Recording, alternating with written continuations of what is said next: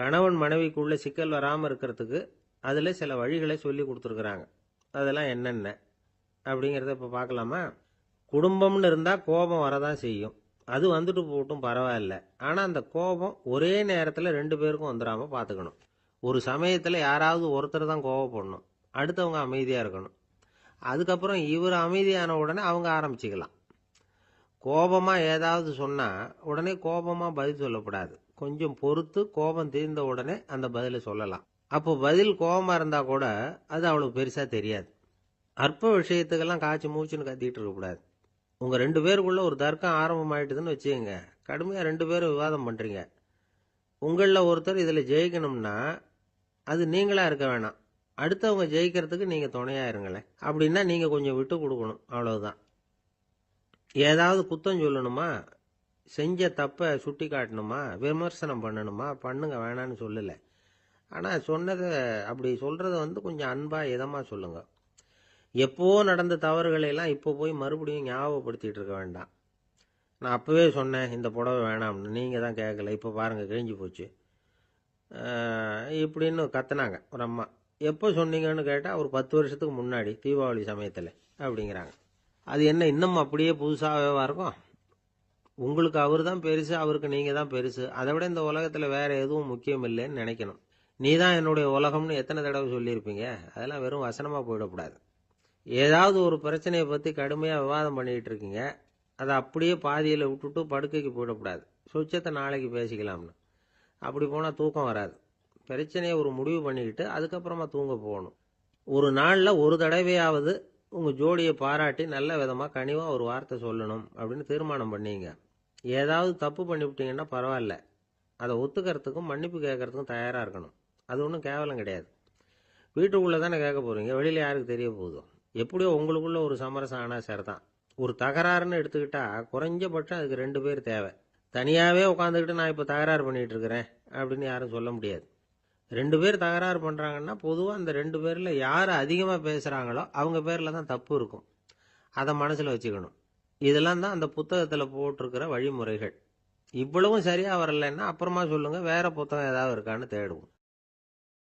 இந்த உலகத்தில் எவ்வளவோ உயிரினங்கள் இருக்குது. ஒவ்வொன்றும் ஒவ்வொரு விதமாக சண்டை போடுது. இப்போ 2 மாடு சண்டை போட்டுக்குதுன்னு வச்சுக்கோங்க, என்ன பண்ணும்? 2 முட்டிக்கும். அதுக்கு சண்டை போடுறதுக்கு ஆயுதமாக உபயோகப்படுறது அதோட கொம்பு. 2 சேவல் சண்டை போட்டுக்குதுன்னு வச்சுக்கோங்க, அதுக்கு ஆயுதமாக உபயோகப்படுறது அதோட கால் நகம். காலால் தான் அது ஒன்றோட ஒன்று சண்டை போட்டுக்கும். ஆனால் 2 மனுஷன் சண்டை போட்டுக்கிறான்னு வச்சுக்கோங்க, இவன் இன்னதை தான் ஆயுதமாக உபயோகப்படுத்துவான்னு குறிப்பிட்டு சொல்ல முடியாது. கல்லை எடுப்பான், கத்தி எடுப்பான், துப்பாக்கி எடுப்பான், என்ன வேணாலும் பண்ணுவான். வாயால் திட்டுவான், கையால் அடிப்பான், காலால் உதைப்பான், சகலகலா வல்லவன். விலங்குகள்லாம் பொதுவாக வாயை சாப்பிட்றதுக்கு மட்டும்தான் உபயோகப்படுத்துது. ஆனால் இவனுக்கு சாப்பிட்றதுக்கும் அதுதான், சாப்பிட்டு விட்டு திட்டுறதுக்கும் அதுதான். ஆனால் ஒரு விஷயத்தில் மட்டும் கெட்டிக்கிறேன். அதாவது நாம் சண்டை போட்டுக்கிட்டாலும் பரவாயில்லை, கோழிகள் சண்டை போடாமல் இருக்கணும் அப்படின்னு ஆசைப்படுறான். எதுக்காக?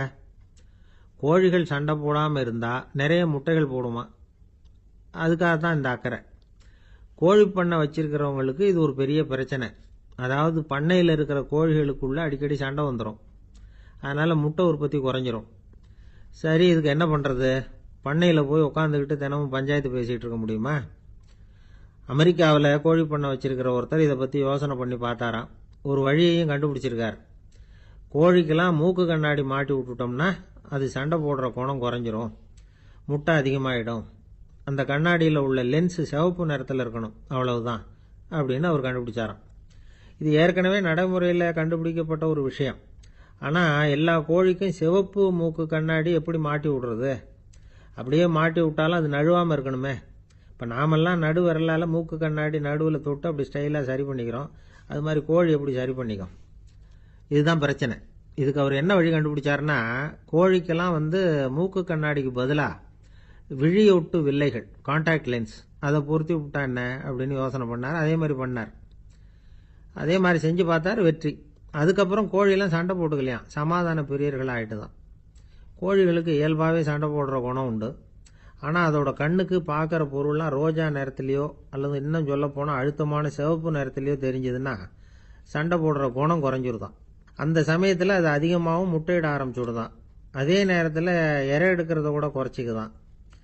இது ஏன் இப்படி பண்ணுதுங்கிறது விஞ்ஞானிகளுக்கு இன்னமும் புரியலையா. எப்படியோ அமெரிக்க கோழிகள்லாம் கான்டாக்ட் லென்ஸ் பொருத்திக்க ஆரம்பிச்சாச்சு. கோழி கழுத்தை பிடிச்சிக்கிட்டு ஒரு சில வினாடிகளில் அதை பொருத்தி விட்றாங்களாம். கோழியோட ஆயுள் பூரா அது அப்படியே இருக்குமா. பண்ணையில் முட்டை உற்பத்தி குறைஞ்சா இது மாதிரி விஞ்ஞானபூர்வமாக பரிகாரம் தேடுறது தான் நல்லது. நமக்கு வேண்டியப்பட்ட ஒருத்தர் அவர் ஒரு கோழி பண்ணை வச்சிருந்தார். அந்த பண்ணையில் பாதி கோழி திடீர்னு செத்து போச்சு. உடனே ஒரு கால்நடை மருத்துவர்கிட்ட போக வேண்டியது தானே. அங்கே போகல. உள்ளூரில் மந்திரம் பண்ணிக்கிட்டு இருந்த ஒரு சாமியார்கிட்ட போனார். அவர் காலில் விழுந்தார். சாமி, என் பண்ணையில் பாதி கோழி செத்து போட்டுதுன்னார். சாமியார் யோசனை பண்ணார். சரி, பண்ணையில் வாசப்படி கிழக்கு பக்கமாக வச்சிருக்கியா மேற்கு பக்கமாக வச்சிருக்கியான்னு கேட்டார். கிழக்கு பக்கமாக இருக்குன்னார் அவர். அதுதான் தப்பு, மேற்கு பக்கமாக அதை மாற்று, சரியாக போடும்னாராம். அதே போல் இவர் போய் மாற்றிவிட்டார்.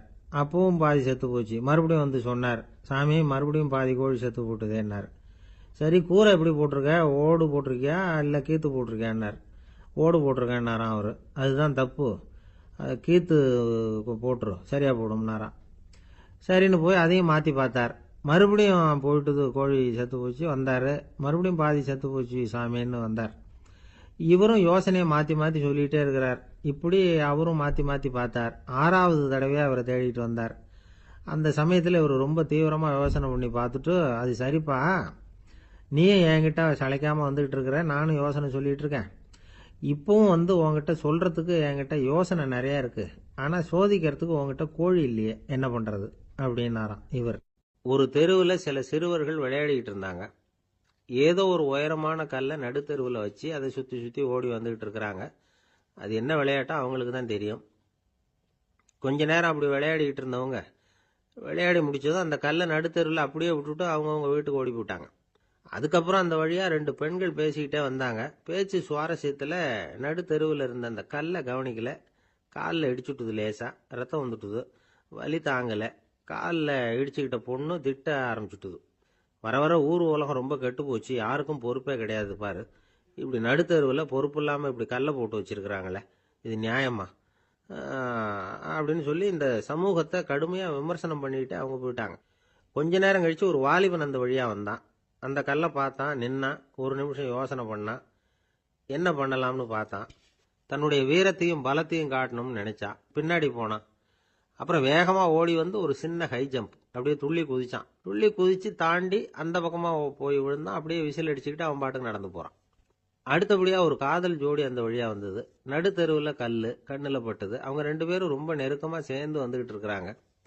நடுவில் கல் இருக்கிறதுனால கொஞ்ச நேரம் 2 பேரும் விலகி மறுபடியும் இந்த பக்கம் சேர்ந்து போகணும். கொஞ்ச நேரம் நாம் பிரிய வேண்டி இருக்குதே அப்படின்னு வருத்தத்தோட முணுமுணுத்துக்கிட்டே இந்த பக்கம் வந்தாங்க. அதுக்கப்புறம் வழக்கம் போல சேர்ந்து அவங்க பாட்டுக்கு எதிர்காலத்தை பற்றி கற்பனை பண்ணிக்கிட்டே போயிட்டாங்க. கடைசியாக அந்த வழியாக பார்வை இல்லாத ஒருத்தர் வந்துக்கிட்டு இருக்கார். அவர் கையில் வழக்கமாக வச்சிருக்கிற அந்த ஊன்றுகோல், கையில் இருக்கிற அந்த ஊன்றுகோலால் தனக்கு முன்னாடி அப்படியும் இப்படியும் அப்படியே தட்டிக்கிட்டு பார்த்துக்கிட்டே அவர் மெதுவாக நடந்து வந்துக்கிட்டு இருக்கிறார். வழியில் இருக்கிற அந்த கல் தட்டுப்பட்டுது. உடனே நடுத்தெருவில் ஒரு கல் இருக்குங்கிறத அவர் புரிஞ்சுக்கிட்டார். உடனே குனிஞ்சார். அந்த கல்லை தடவி பார்த்து எடுத்தார். தெரு ஓரமாக கொண்டுட்டு போய் போட்டார். அதுக்கப்புறம் அவர் பாட்டுக்கு அவர் வழியில் நடந்து போனார். இப்போ இதில் பல பேர் வந்தாங்க போனாங்க. இவங்களில் பார்வை உள்ளவங்க யார், பார்வை இல்லாதவங்க யார்? இப்படி ஒரு கேள்வி கேட்டால் என்ன பதில் சொல்ல முடியும்? கொஞ்சம் யோசிச்சு பார்த்தா இன்னைக்கு பல பேர் இப்படி தான் இருந்துகிட்டு இருக்கிறோம். ஒரு ஆள் பார்க்கறதுக்கு பெரிய மனுஷன் மாதிரி இருக்கார். ஒரு தெரு வழியாக நடந்து வந்துக்கிட்டு இருந்தார். இருட்டு நேரம். வழியில் ஒரு பெரிய கல் கிடந்தது, கருங்கல். பார்த்தார். கொஞ்ச நேரம் யோசிச்சார். போய் தூக்கி பார்த்தா ரொம்ப கனமாக இருந்தது. இன்னொரு ஆள் சேர்ந்தாதான் தூக்க முடியும். இவர் உடனே ரோட்டு ஓரமாக போய் ஒரு மரத்தடியில் உட்காந்துக்கிட்டார். 2 பக்கமும் பார்த்துக்கிட்டே இருக்கார், யாராவது வர்றாங்களான்னு. கொஞ்ச நேரத்தில் ஒருத்தர் வந்தார். இவருக்கு தெரிஞ்சவர். என்னங்க இந்த நேரத்தில் இங்கே உட்காந்துருக்குறீங்கன்னு கேட்டார் அவர். அதோ அந்த கருங்கல் அப்படின்னு சுட்டி காட்டினார். ஓ, அதை தூக்கி ஓரமாக போடணுமா? வாங்க 2 பேரும் தூக்கலான்னார் வந்தவர். நான் அதுக்காக உட்காந்துருக்கலேன்னார் இவர். பின்ன வேற எதுக்காகன்னார் அவர். ஒரு மனுஷன் கருங்கல்லில் காலை இடிச்சுக்கிட்டான்னா எப்படி துள்ளுவான்னு பார்க்கணுங்கிறது எனக்கு ரொம்ப நாளாக ஒரு ஆசை. அதுக்காக தான் உட்காந்துருக்கிறேன் அப்படின்னாராம். ஒருத்தர் ரொம்ப அவசரமாக போயிட்டு இருந்தார். எங்கே சார் போகிறீங்கன்னு கேட்டோம். எனக்கு வேண்டியப்பட்ட ஒருத்தருக்கு குழந்தை பிறந்திருக்கிறதாக செய்தி வந்திருக்கு, அதுதான் ஆஸ்பத்திரிக்கு போயிட்டுருக்கேன், பார்த்துட்டு வரலாம்னு அப்படின்னார். அப்படின்னா கொஞ்சம் இப்படி உட்காருங்க அப்படின்னோம். சில விவரம்லாம் சொல்கிறேன் கேட்டுக்கிட்டு போங்க அப்படின்னோம். உட்காந்தார். அப்புறம் சொல்ல ஆரம்பித்தோம். புதுசாக பிறந்திருக்கிற ஒரு குழந்தைய பார்க்க போகிறதுன்னா அது சாதாரண விஷயம் இல்லை. அதில் ரொம்பவும் கவனமாக நடந்துக்கணும். புது குழந்தைக்கு நோய் சுலபமாக தொற்றும். முக்கியமாக காற்று மூலமாக பரவுகிற நோய்கள் சுலபமாக வந்துடும். அதனால் நமக்கு உடம்பு சரியில்லைன்னா குழந்தைய விட்டு கொஞ்சம் தள்ளியே இருக்கிறது தான் நல்லது. பெரியவங்களை பொறுத்த வரைக்கும் சாதாரணமாக உள்ள ஒரு கிருமி கூட குழந்தைய பொறுத்த வரைக்கும் ரொம்ப மோசமான ஒரு கிருமியாக இருக்கும். சில வெளிநாடுகளில் எப்படி தெரியுமா, பிறந்த குழந்தை தூங்கிக்கிட்டு இருக்கிற ஒரு ரூமுக்கு போகணும்னா போகிறவங்க முகமூடி போட்டுக்கணும், காலணிகளை மாற்றிக்கணும், அவ்வளவு சுத்தமாக உள்ளே போய் பார்த்துட்டு வரணும். பொதுவாக சில ஆஸ்பத்திரிகளில் பார்த்தீங்கன்னா பார்வையாளர்கள் நேரத்தில் விசிட்டிங் ஹவர்ஸ் தாயை விட்டு குழந்தைய தனியாக பிரித்து வச்சுருவாங்க. எதுக்குன்னு நினைக்கிறீங்க? அந்த நேரம் பல பேர் வருவாங்க போவாங்க. அவங்க கை கால் சுத்தமாக இருக்காது. சுத்தம் இல்லாத கைகள் மூலமாக கிருமிகள் பரவும். சுத்தம் இல்லாத கைன்னா மண்ணு தூசி படிஞ்சிருக்கிற கை மட்டும் தான் அர்த்தம் இல்லை. சாலையில் கையை வீசிக்கிட்டு நடந்து வர்றீங்க, குழந்தைய பொறுத்த வரைக்கும் அது கூட சுத்தம் இல்லாத கை தான். தாயை தவிர மற்றவங்க குழந்தைய தூக்காமல் பார்த்துக்கிறது நல்லது. தாய் கூட அளவோட கொஞ்சிறதோட நிறுத்திக்கணும். புதுசாக ஒரு குழந்தைய பெற்றிருக்கிற பொண்ணுக்கிட்ட மற்ற தாய்மார்கள் ஏதாவது சொல்லிக்கிட்டே இருப்பாங்க. குழந்தைய அப்படி வளர்க்கணும் இப்படி வளர்க்கணும் அப்படின்னு ஏதாவது அட்வைஸ் பண்ணிக்கிட்டே இருப்பாங்க. இப்படி ஓவராக அறிவுரை பண்ணுறது அந்த பொண்ணை குழப்பி விட்டுரும். அதனால் அப்படிலாம் பண்ணக்கூடாது. அந்த பெண்ணே ஏதாவது கேட்டால் கூட டாக்டர் சொல்ல வேண்டிய விவரங்களை எல்லாம் நாமே சொல்லிகிட்டு இருக்கக்கூடாது. புதுசாக பிறந்திருக்கிற குழந்தைய மட்டும்தான் இப்படி பார்க்கணும்னு இல்லை. ஒரு நோயாளி குழந்தைய பார்க்க போகிறதுனா கூட ரொம்ப எச்சரிக்கையாக தான் நடந்துக்கணும். ஒரு தின்பண்டமோ விளையாட்டு சாமானோ அந்த குழந்தைக்கு நாம் வாங்கிட்டு போகிறதா வச்சுக்குவோம். அதை நேராக கொண்டுகிட்டு போய் அந்த குழந்தைகிட்டே கொடுக்கக்கூடாது. அதோட அப்பா அம்மா கிட்ட ரகசியமாக கொடுக்கலாம்.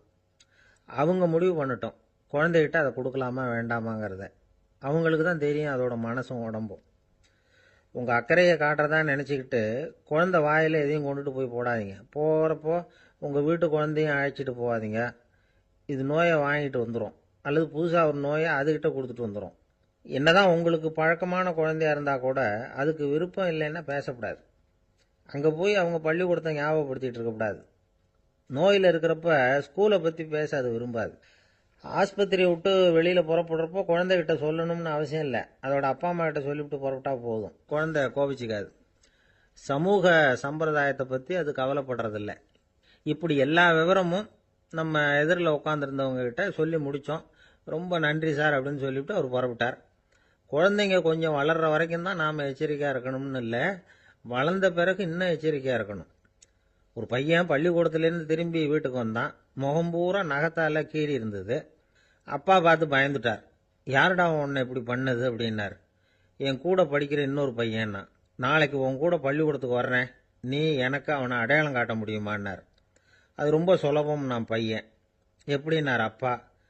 அவன் காதில் ஒன்றை கையோடு எடுத்துகிட்டு வந்திருக்கிறேன், இதோ என் பையில தான் வச்சுருக்கேன் அப்படிங்கிறான் அந்த பையன்.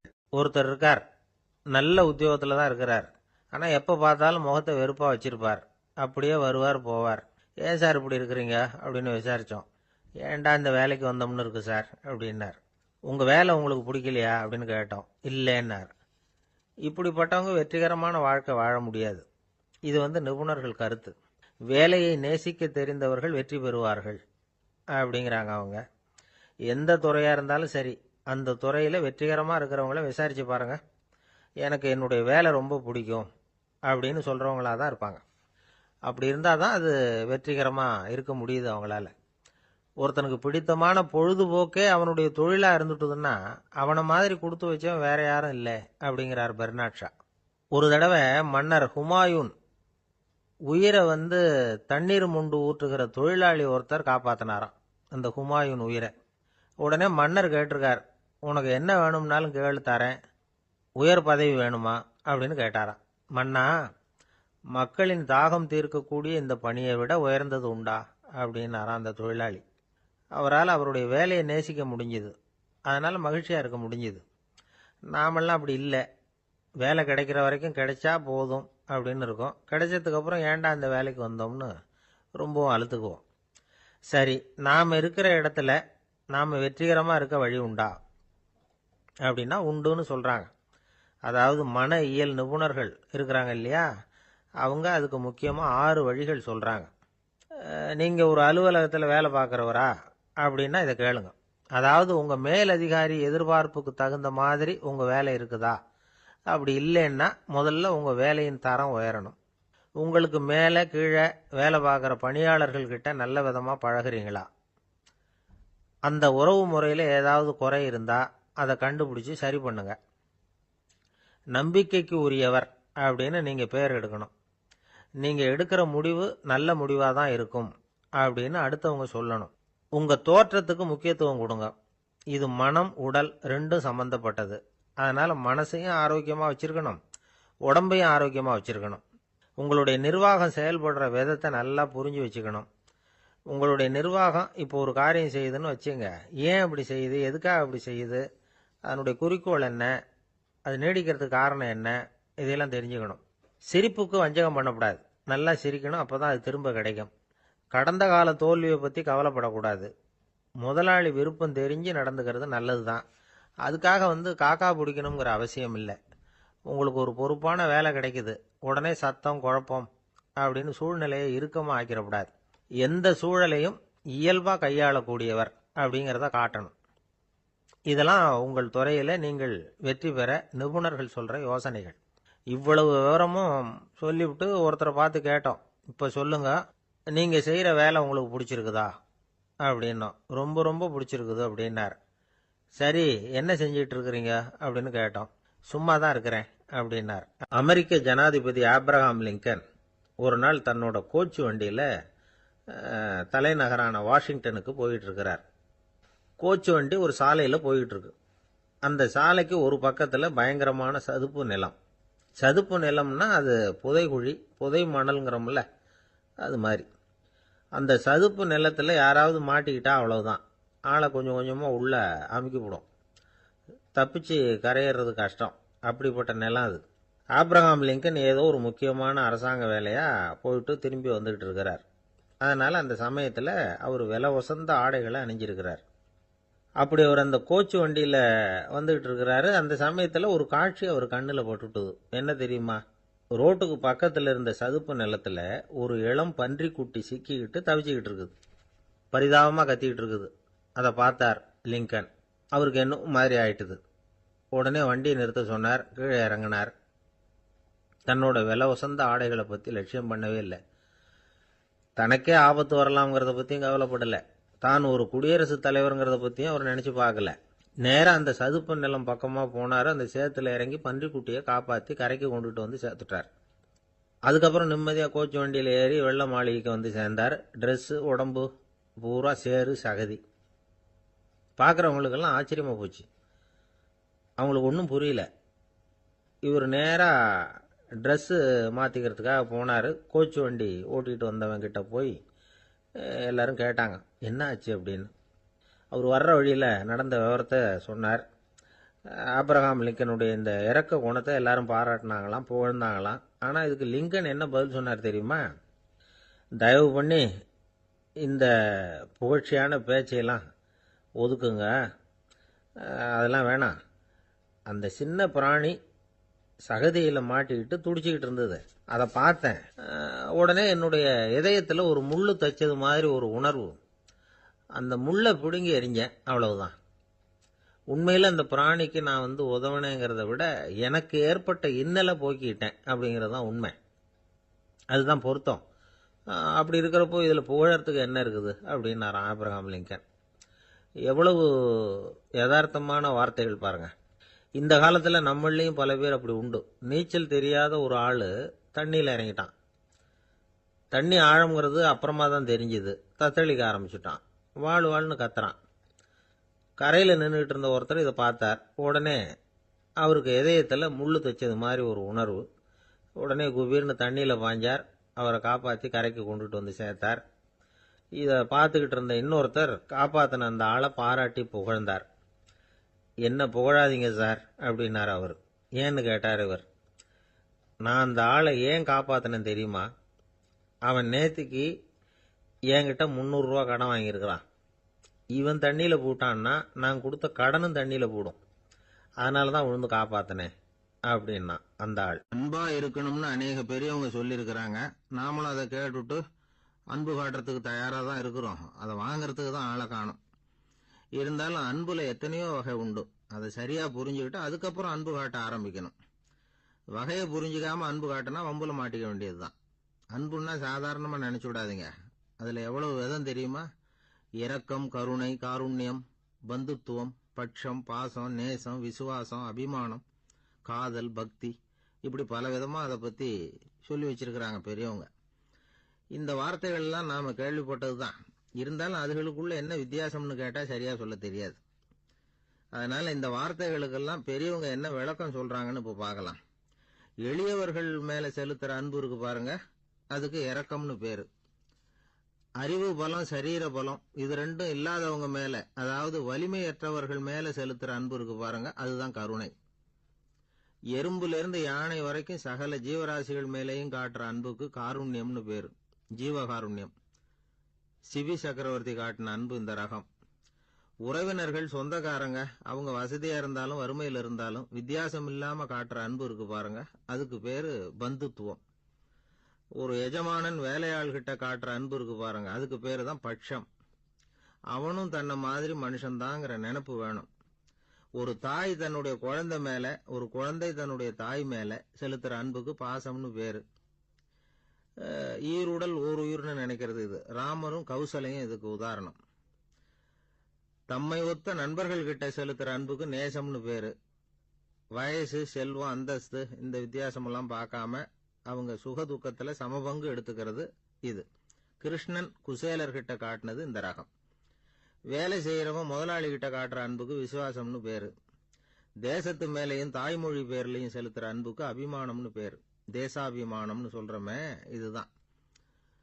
ஒரு கணவன் மனைவி பேர்ல காட்டுற அன்புக்கு காதல்னு பேரு. கடவுள் பேர்ல செலுத்துற அன்புக்கு பக்தின்னு பேரு. இப்படி அன்புல பல ரகம் இருக்கிறப்போ அதுல உள்ள வித்தியாசம் தெரியாம இடம் மாத்தி அன்பு காட்டினா இடைஞ்சல் தான். சரி, இந்த அன்பை பத்தி விஞ்ஞானம் என்ன சொல்லுது தெரியுமா? இதயத்தை பாதுகாக்கிறதுக்கு முக்கியமா தேவைப்படுற ஒண்ணு இந்த அன்புதான்னு சொல்லுது. நெதர்லாந்து விஞ்ஞானிகள் இதை ஆராய்ச்சி பண்ணியே கண்டுபிடிச்சிருக்கிறாங்க. கொஞ்சம் முயல் குட்டிகளை 2 பிரிவா பிரிச்சாங்க. 2 குரூப்புக்கும் கொழுப்பு அதிகமா உள்ள ஆகாரத்தையே கொடுத்துட்டு வந்தாங்க. ஆனா ஒரு குரூப்புக்கு வெறுமன ஆகாரத்தை கொடுத்ததோட சரி, இன்னொரு குரூப் முயல்களுக்கு ஆகாரம் கொடுத்ததோட நிறுத்திக்கல. அதுக்கு முன்னாடி கூண்டுகளை திறந்து விட்டு முயல்களை கொஞ்ச நேரம் எடுத்து கொஞ்சி விட்டு அதுக்கப்புறமா ஆகாரம் கொடுத்தாராம் ஆராய்ச்சியாளர். இந்த குரூப்புக்கு இதய பாதிப்பு 60% குறைச்சலா இருந்துதான். சில நோயாளிகளுக்கு ஹார்ட் அட்டாக் வந்தாலும் அதை தாங்கிக்கிட்டு குணமாகிற சக்தி அதிகமா இருக்குது. இது எப்படின்னு ஆராய்ச்சி பண்ணி பார்த்துருக்கிறாங்க. அவங்கெல்லாம் மனைவி தன் பேர்ல ரொம்ப அன்பா இருக்கிறதாக நினைக்கிறவங்களா இருக்கிறாங்களாம். இதய நோயாளிகள் பல பேரை சந்திச்சு இதய நோய் ஏற்பட என்ன காரணம்னு கேட்டிருக்கிறாங்க. அவங்க சொன்ன காரணம்லாம் சாப்பாடு சம்பந்தமா இல்லையா, மனைவி அன்பா இல்ல, இப்படிப்பட்ட காரணத்தை தான் சொல்றாங்களாம். அதனால இதயத்தை பாதுகாக்கணும்னு நினைக்கிறவங்க அடுத்தவங்க அன்பா இருக்கிறது மாதிரி பாத்துக்குங்க, அதுதான் முக்கியம். ஒருத்தர் முகம் பூரா பிளாஸ்டரி போட்டுக்கிட்டு வந்தார். ரொம்ப கோபமா, என்னங்க ஆச்சுன்னு விசாரிச்சேன். எல்லாம் உங்களால தான் சார்னார். விவரமா சொல்லுங்களேன். என்ன, உங்க தகவலை கேட்டுட்டு ஒரு பூனைக்குட்டியை கையில எடுத்தேன், அன்பா அதை தடவி கொடுக்கறதுக்காக. ஆனா அது முந்திக்கிட்டது, அது என் முகத்தை தடவி கொடுத்துட்டுது, முகம் பூரா நகை கீறல், அதுதான் இப்படி அப்படின்னார். அன்புல அறிவு சேராததுனால வந்த அள்ள அள்ள குறையாதது அட்சய பாத்திரம், அது நமக்கு தெரியும், கேள்விப்பட்டிருக்கிறோம். ஆனா போட போட நிரம்பாத ஒரு பாத்திரம் உண்டு. அது என்ன தெரியுமா? நம்மள பல பேர்கிட்ட அந்த பாத்திரம் உண்டு. அதுதான் பேராசை அப்படிங்கிற பாத்திரம். அதை நிறைவு செய்யவே முடியாது. பேராசையை பத்தி சுஃபி இலக்கியத்துல ஒரு பிரபலமான கதை உண்டாம். அதை ஒரு பெரியவர் எடுத்து சொல்லியிருக்கிறார். ஒரு மன்னர் நகர்வலம் போயிட்டு இருக்கார். ஒரு பிச்சைக்காரன் மன்னர் எதிரில் வரான். பிச்சை போடுங்கிறான். என்னுடைய அமைதியை கெடுக்காதே போங்கிறார் மன்னர். அவன் சிரிக்கிறான். அரசே, உங்களுடைய அமைதி கெடக்கூடிய நிலையில் இருந்தா அதுக்கு பேர் அமைதியே கிடையாது அப்படின்னு நானா. எதிரில் நிக்கிறது வெறும் பிச்சைக்காரன் இல்லை, யோகி அப்படிங்கிறத மன்னர் புரிஞ்சுக்கிட்டார். துறவியே, உங்களுக்கு என்ன வேணும்னாலும் கேளுங்க, கொடுக்குறேன்னாராம். அந்த துறவி மறுபடியும் சிரிக்கிறார். அரசே, உங்களால முடியாததையெல்லாம் கொடுக்க முடியும்னு சத்தியம் செய்யாதீங்க அப்படின்னார். மன்னருக்கு கோபம் வந்துட்டுது. என்ன இவர் இப்படி சொல்றாரு அப்படின்னு நினைச்சார்.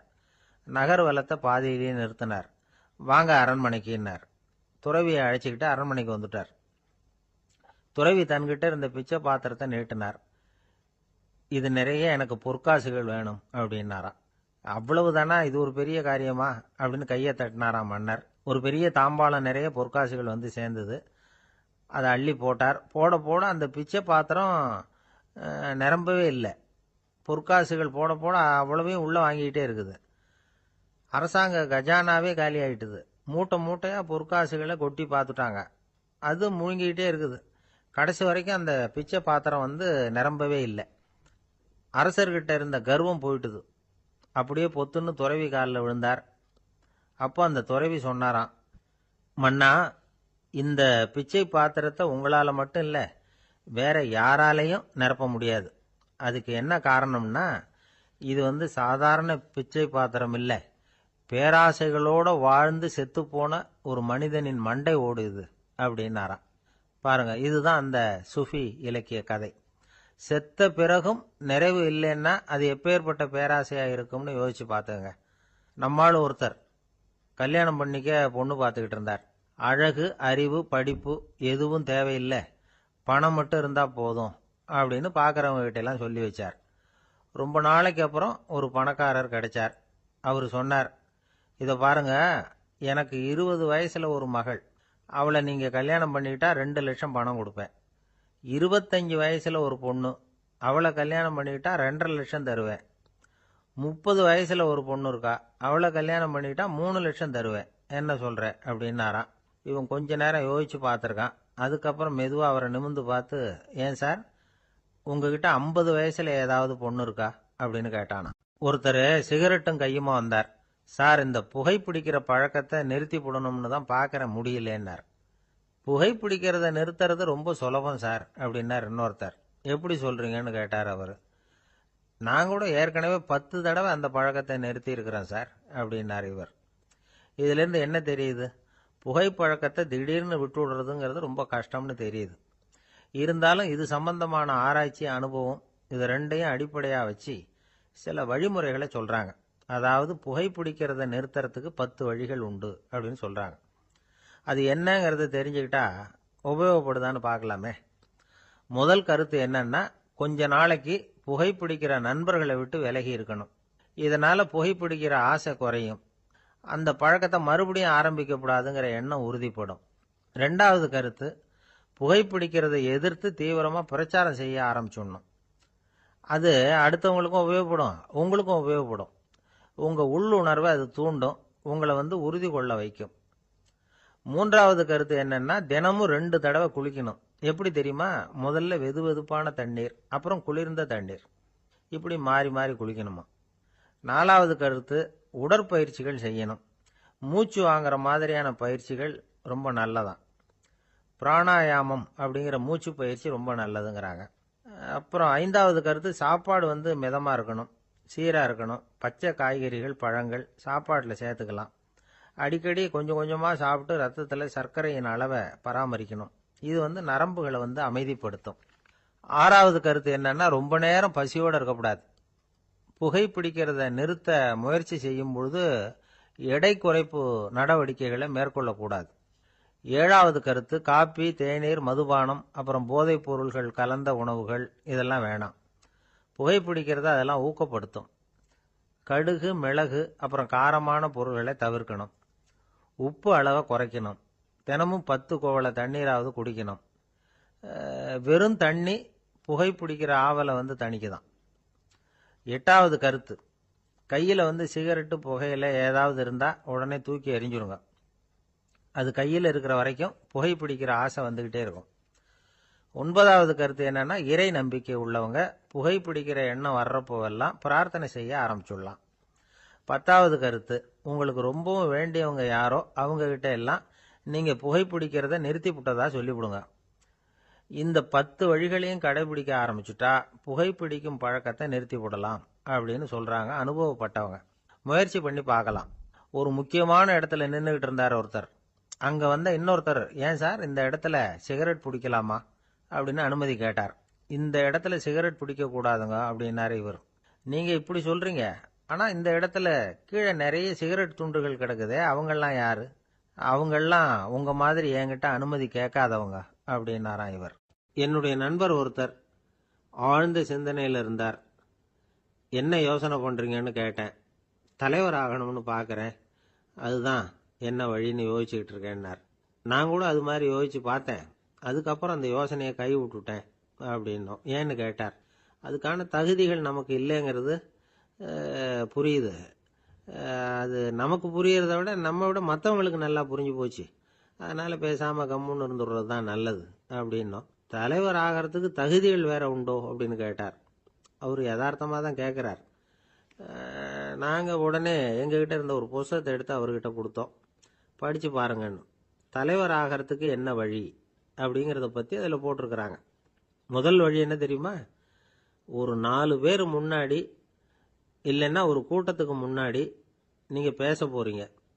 அப்போ எப்படி ஆரம்பிக்கணும்னா, உண்மையான புகழ்ச்சி, நேர்மையான பாராட்டு, இதோடு ஆரம்பிக்கணும். எடுத்ததுமே அது சரியில்லை இது சரியில்லைன்னு பேசிகிட்டு இருக்கக்கூடாது. மக்களை பார்த்து நீங்கள் தான் தப்பு பண்ணிவிட்டீங்க அப்படின்னு நேரடியாக சொல்லக்கூடாது. தவறு இருந்தாலும் அதை மறைமுகமாக ஏதாவது கதை சொல்லி அதிலிருந்து அவங்க புரிஞ்சுக்கிற மாதிரி செய்யணும். அடுத்தவங்க பண்ண தப்பு என்னன்னு அலசறதுக்கு முன்னாடி நீங்கள் பண்ணின தப்பு என்னங்கிறத பற்றியே பேசுங்க. எதுக்கும் நேரடியாக உத்தரவு போட்டுக்கிட்டு இருக்கக்கூடாது. இதை நீங்கள் செய்யணும் அப்படின்னு சொல்கிறதுக்கு பதிலாக நீங்கள் இப்படி செஞ்சால் எப்படி இருக்கும் அப்படின்னு கேள்வி மாதிரி கேட்கணுமா. இப்படி கேட்டால் அது உத்தரவு மாதிரி தெரியாதான். அடுத்தவங்க மரியாதையை காப்பாற்றுறது மாதிரி பேசணுமா. உங்கள் பேச்சு இன்னொருத்தரை அவமானப்படுத்துறது மாதிரி இருக்கக்கூடாதான். ஏன்டா இவங்கிட்ட போய் மாட்டிக்கிட்டோம்னு யாரும் நினச்சிடக்கூடாது. ஒவ்வொரு சின்ன வளர்ச்சியையும் பாராட்டணும். வெற்றி சாதாரணமாக இருந்தாலும் பாராட்டாமல் இருந்துடக்கூடாது. பாராட்டும் பொழுது தாராளமாக இருக்கணும். குறை சொல்லும் பொழுது கவனமாக இருக்கணும். வாய்க்கு வந்தபடி பேசிவிட்டா அதுக்கப்புறம் வகையாக மாட்டிக்கிட்டு முழிக்க வேண்டியிருக்கும். நீங்கள் பேசுறது இன்னொருத்தருக்கு ஒரு கௌரவத்தையும் மரியாதையும் உண்டு பண்ணுறது மாதிரி இருக்கணும். நீங்கள் பேசுறது அடுத்தவங்களுக்கு இருக்கிற கொஞ்ச நெஞ்ச மரியாதையும் எடுத்து விடுறது மாதிரி இருக்கக்கூடாது. உங்கள் பேச்சை கேட்டால் கேட்குறவங்களுக்கு ஒரு ஊக்கம் வரணும், உற்சாகம் வரணும். தவறு எதுவாக இருந்தாலும் அதை சுலபமாக திருத்திக்கலாம், சரி பண்ணிக்கலாங்கிறது மாதிரி இருக்கணும் உங்கள் பேச்சு. அடுத்தவங்களை சந்தோஷப்படுத்துங்க. உங்கள் யோசனையை கேட்டு நடந்துக்கிறதுனால அந்த சந்தோஷம் அவங்களுக்கு கிடைக்கணும். இந்த தகுதியெல்லாம் உங்ககிட்ட இருந்தால் நீங்கள் ஒரு சிறந்த தலைவராகலாம் அப்படின்னு அந்த புஸ்தகத்தில் போட்டிருக்கு. இந்த காலத்தில் தலைவர் ஆகிறதுக்கு வேற சில தகுதிகள்லாம் கூட தேவைப்படுது. ஒரு புள்ள தன்னுடைய அப்பா கிட்ட, அப்பா உன்ன மாதிரியே நானும் அரசியலில் சேரணும், தலைவர் ஆகணும்னு ஆசைப்படுறேன், இன்னையிலேருந்து எனக்கு அரசியல் பாடம் கற்றுக் கொடு அப்படின்னு கேட்டிருக்கான். அவரும் சரின்னு சொல்லிவிட்டு ஒரு பெரிய ஏணியை எடுத்துகிட்டு வந்தாராம். ஒரு செவுத்தில் சாத்தினார். இந்த ஏணியில் ஏறி உயர போய் அங்கே பரன் மேலே இருக்கிற ஒரு புத்தகத்தை எடுத்துகிட்டு வாடான் இருக்கார். மகனை பார்த்து, அப்பா ஏணி ரொம்ப உயரமாக இருக்குது, நீ ஜாக்கிரதையாக இதை பிடிச்சிக்கோ, நான் ஏறி போகிறேன் அப்படின்னு நான் பையன். பயப்படாத, நான் பார்த்துக்கிறேன்னார் அப்பா. பையன் ஏணியில் ஏறினா உச்சிக்கு போனதும் அப்பா கையை எடுத்துட்டார். ஏணி அப்படியே சரிஞ்சுட்டுது. பையன் பொத்துன்னு கீழே விழுந்துட்டான். இடுப்பை பிடிச்சிக்கிட்டே எழுந்திரிச்சான். என்னப்பா இது, இப்படி என்னை ஏற விட்டுட்டு கையை விட்டுட்டியே, இப்படி கை விடலாமா அப்படின்னு கத்தியிருக்கான். அப்பா நிதானமாக சொன்னாராம், அவசரப்படாதேப்பா, அரசியலில் இதுதான் முதல் பாடம், பெத்த அப்பனா இருந்தாலும் அவனை நம்பாதே அப்படின்னு உபதேசம் பண்ணார். அவர் ஒரு பெரிய குடும்பத்தில் பிறந்தவர். இருக்கிற சொத்துக்கள் எல்லாத்தையும் வாரி வழங்கிவிட்டு காட்டுக்கு புறப்பட்டார் தவம் செய்யறதுக்காக. இருந்தது பூராவும் கொடுத்துட்டார். இனிமேல் எதுவுமே இல்லை கொடுக்கறதுக்கு.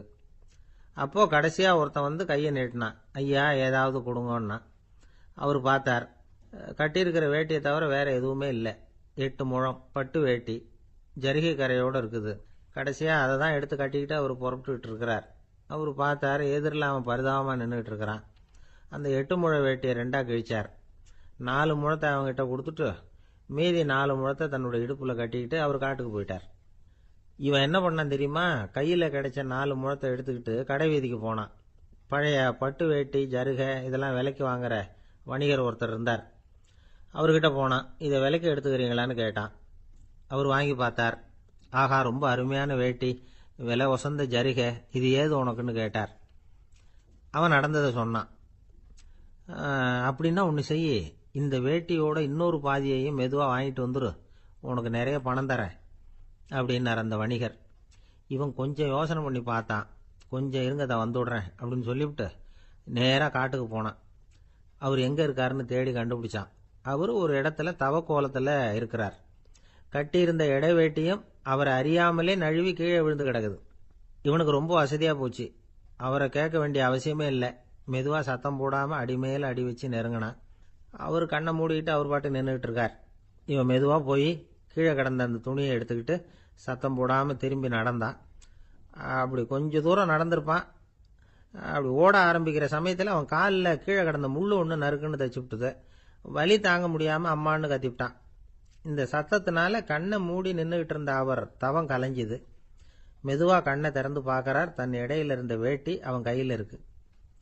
இப்போ அவர் நினைக்கிறாராம், இந்த வேட்டி மேல நான் வச்ச ஆசை அல்லவா அவனை திருடன் ஆக்கிவிட்டுது அப்படின்னு நினைச்சாராம்.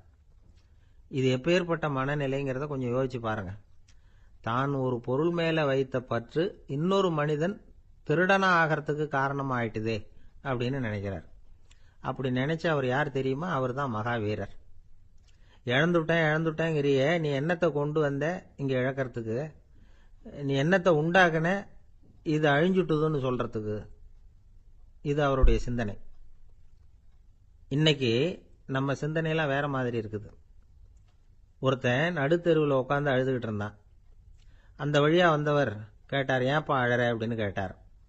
5 ரூபா சார், இந்த இடத்துல விழுந்துட்டுது, ரொம்ப நேரமா தேடுறேன், கிடைக்காது போல இருக்கு அப்படின்னா. எப்போ தொலைஞ்சுது அப்படின்னு கேட்டார்.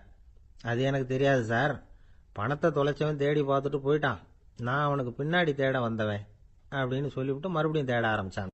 ஒரு பெரியவர்கிட்ட பேசிக்கிட்டு இருந்தேன். அவரு என்கிட்ட ஒரு கேள்வி கேட்டார். திருடர்கள் எத்தனை வகை தெரியுமா உனக்கு அப்படின்னார். இதுதான் அவர் கேட்ட கேள்வி. எதுக்காக என்ன பார்த்து அந்த கேள்வி கேட்டாரு தெரியல. இருந்தாலும் நான் அவருக்கு பதில் சொன்னேன். திருடர்கள்ல எத்தனையோ வகை உண்டுங்க. கார் திருடன், சைக்கிள் திருடன், முகமூடி திருடன், இப்படி சொல்லிட்டே போலாம். இருந்தாலும் என்னுடைய சிற்றறிவுக்கு எட்டின வரையில திருடர்களை 2 வகையா பிரிக்கலாம் அப்படின்னு நினைக்கிறேன். ஒன்னு ராத்திரியில திருடுற திருடன், இன்னொருத்தன் பகல்ல திருடுற திருடன். அதாவது பகல் திருடன், ராத்திரி திருடன் அப்படின்னு பெரியவர் சிரிச்சார். என்ன சிரிக்கிறீங்களே? என்ன கள்வர்கள் 4 வகை அப்படின்னு ஆரம்பிச்சார். எப்படின்னு கேட்டேன். சாப்பாட்டுக்கு இல்லாம திருடுறாங்க பாருங்க, அது ஒரு வகையாம். சாப்பாட்டுக்கு இருந்தும் திருடுறாங்க பாருங்க, அது ஒரு வகையாம். இதை தவிர இன்னும் ஒரு 2 வகை திருட்டு உண்டு. அது என்னன்னா, ஆண்டவன் கிட்ட இருந்து நாம திருடுற திருட்டு, இன்னொன்னு என்னன்னா நம்ம கிட்ட இருந்து ஆண்டவன் திருடுற திருட்டு அப்படின்னார். எனக்கு ஒன்றும் புரியல. என்ன சார் இது, ஆண்டவனையே திருடன்னு சொல்றீங்களே அப்படின்னு ஆச்சரியமா. ஆமாங்க, ஆண்டவனை கள்வன்னு சொல்றது இல்லையா? காஞ்சிபுரத்துக்கு பக்கத்துல திருக்கார்வனம் அப்படின்னு ஒரு ஊர் இருக்கு. அங்க உள்ள பெருமாளுக்கு கள்வர்னு தான் பேரு. அது மட்டும் இல்ல, திருமங்கையாழ்வார் தம்முடைய திரு நெடுந்தாண்டகத்துல கார்வனத்துள்ளாய் கல்வா அப்படின்னு தான் அழைக்கிறார் அப்படின்னு நிறைய உதாரணம்லாம் சொல்ல ஆரம்பிச்சார். அதுக்கப்புறம் அவர்கிட்ட பேசி நான் புரிஞ்சுக்கிட்ட விவரங்களை தான் நான் இப்போ உங்ககிட்ட சொல்ல போறது. அதாவது அவர் சொன்ன முதல் வகை திருடர்கள் சாப்பாட்டுக்கு இல்லாம திருடுறவங்க. இவங்களை திருத்தி போடலாம். சாப்பாட்டுக்கு இருந்தும் பணம் சேர்க்கணுங்கிற ஆசையால பொய் கணக்கெல்லாம் எழுதுறாங்க பாருங்க, அவங்க தான் 2வது வகை. 3வது வகை திருட்டு தான் மிகப்பெரிய திருட்டு. இறைவனுக்கு சொந்தமானத நம்முடையதுன்னு நினைக்கிற திருட்டு. எது இறைவனுக்கு சொந்தமானது அப்படின்னா ஆத்மா. பகவானுக்கு சொந்தமான ஆத்மாவை நம்முடையதுன்னு நினைக்கிறது தான் அந்த மாபெரும் திருட்டு. இதுக்கு பேர் தான் ஆத்மாபகாரமா. சரி, இதுக்கு பரிகாரம் என்ன? எல்லாம் இறைவனுடையது, நமக்கு ஒன்றும் இல்லை அப்படின்னு நினைக்கிறது தான் இதுக்கு பரிகாரம். இதெல்லாம் இருக்கட்டும். 4வது திருட்டு ஒன்று சொன்னோம்ல, ஆண்டவன் நம்ம கிட்ட இருந்து திருடுறது. அது எப்படி? ஆண்டவனை கள்வன்னு சொல்றாங்க, அது சரி. அவர் என்னத்தை திருடினார்? இப்போ இன்னொருத்தருக்கு சொந்தமான ஒன்றை எடுத்து வச்சுக்கிறது தான் கள்ளத்தனம். ஆனா ஆண்டவன் எடுத்துக்கிட்டோம்னா இருக்கிறது எல்லாமே அவனுக்கு சொந்தம். அப்படி இருக்கிறப்போ அவரை எப்படி கள்வன்னு சொல்றது? இது என்ன புரியாம இருக்குதே அப்படின்னு சொல்லி பார்த்தா அதுக்கும் விளக்கம் சொல்றாங்க அவங்க. அதாவது ஆண்டவனுக்கு உருவமே கிடையாது, அரூபமா இருக்கிறவன், அதாவது உருவம் இல்லாம இருக்கிறவன். அப்படி உள்ள பகவான் நம்மள மாதிரி உருவத்துல இருக்கிறான். நம்மள மாதிரியே கையை காலு மூக்கெல்லாம் இருக்குது ஆண்டவனுக்கு. இந்த உருவம் நம்ம கிட்ட இருந்து திருடுனது தானே. அவன் தன்னுடைய உண்மையான திருமேனியை நமக்கு காட்டாம, அதாவது தரிசனம் கொடுக்காம இருக்கிறது கள்ளத்தனம் தானே. அதனால்தான் இதுவும் ஒரு பெரிய திருட்டு, இருக்கிறதுலயே மிகப்பெரிய திருட்டு அப்படிங்கிறார். என்கிட்ட பேசிக்கிட்டு இருந்தாரு, இந்த விஷயம்லாம் சொல்லிட்டு இருந்தாரு இந்த பெரியவர். அதாவது திருட்டை ஆன்மீக நோகத்துல அவர் பார்க்கிறார். நம்ம பார்வையில இதை விட அபூர்வமான திருட்டுலாம் இங்க உண்டு, அபூர்வமான திருடர்களும் உண்டு. ஒரு திருடன் சிறையிலிருந்து விடுதலையாகி வெளியில போனான். கொஞ்ச நாள்ல மறுபடியும் திரும்பி ஜெயிலுக்கு வந்துட்டான். அப்போ சிறை அதிகாரி அவனுக்கு அறிவுரை சொன்னாராம்.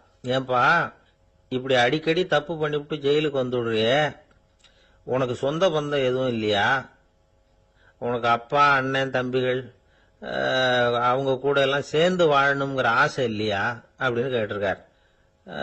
அவங்களோட சேர்ந்து வாழணுங்கிற ஆசை எனக்கு நிறைய உண்டுங்க சார் அப்படின்னு அவன். அப்புறம் எதுக்கு இப்படி ஜெயிலுக்கு வந்துடுற அப்படின்னாரான் அவரு. அவங்க எல்லாருமே இங்கே தானே சார் இருக்காங்க அப்படின்னு அவன். நம்ம கிட்ட ஒருத்தன் தப்பா நடந்துக்கிட்டானா உடனே நாம என்ன செய்வோம்? கையை ஓங்கிட்டு அவனை அடிக்க போவோம். நாம அவங்கிட்ட அவனை விட ஒருபடி மேலா தப்பா நடந்துக்குவோம். ஆனா பெரியவங்க எல்லாம் அப்படி நடந்துக்கிறது இல்லை. இன்னா செய்தாரை ஒருத்தல் அவர் நாண நன்னயம் செய்து விடல் அப்படின்னு வள்ளுவர் சொல்லியிருக்காரு இல்லையா? அதுக்கு தகுந்த மாதிரி நடந்துக்குவாங்க. பாயசித் விஸ்தாமிங்கிறவர் ஒரு பெரிய ஞானி. அவர் ஒரு நாள் ராத்திரி ரொம்ப நேரம் மசூதியில் இருந்துட்டு வீட்டுக்கு திரும்பி வந்துகிட்டு இருக்கிறார். வழியில ஒரு குடிகாரன், அவன் கையில ஒரு இசை கருவி, அதை கண்ணா பின்னான்னு மீட்டிக்கிட்டு வாய்க்கு வந்தபடியே என்னத்தையோ பாட்டுன்னு நினைச்சுக்கிட்டு பாடிக்கிட்டு அவன் பாட்டுக்கு கிடக்கிறான் வழியில. அதோட இருந்தாலும் பரவாயில்ல, அந்த பக்கமா வழியில போறவங்க வர்றவங்களை எல்லாம் பார்த்து கண்ணா பின்னான்னு திட்டிக்கிட்டு இருக்கிறான், ரொம்ப வளர்க்குறான். பாயசித் பிஸ்தாமிங்கிற அந்த பெரியவர் அந்த வழியா போறார். அவனை பார்க்கிறார்.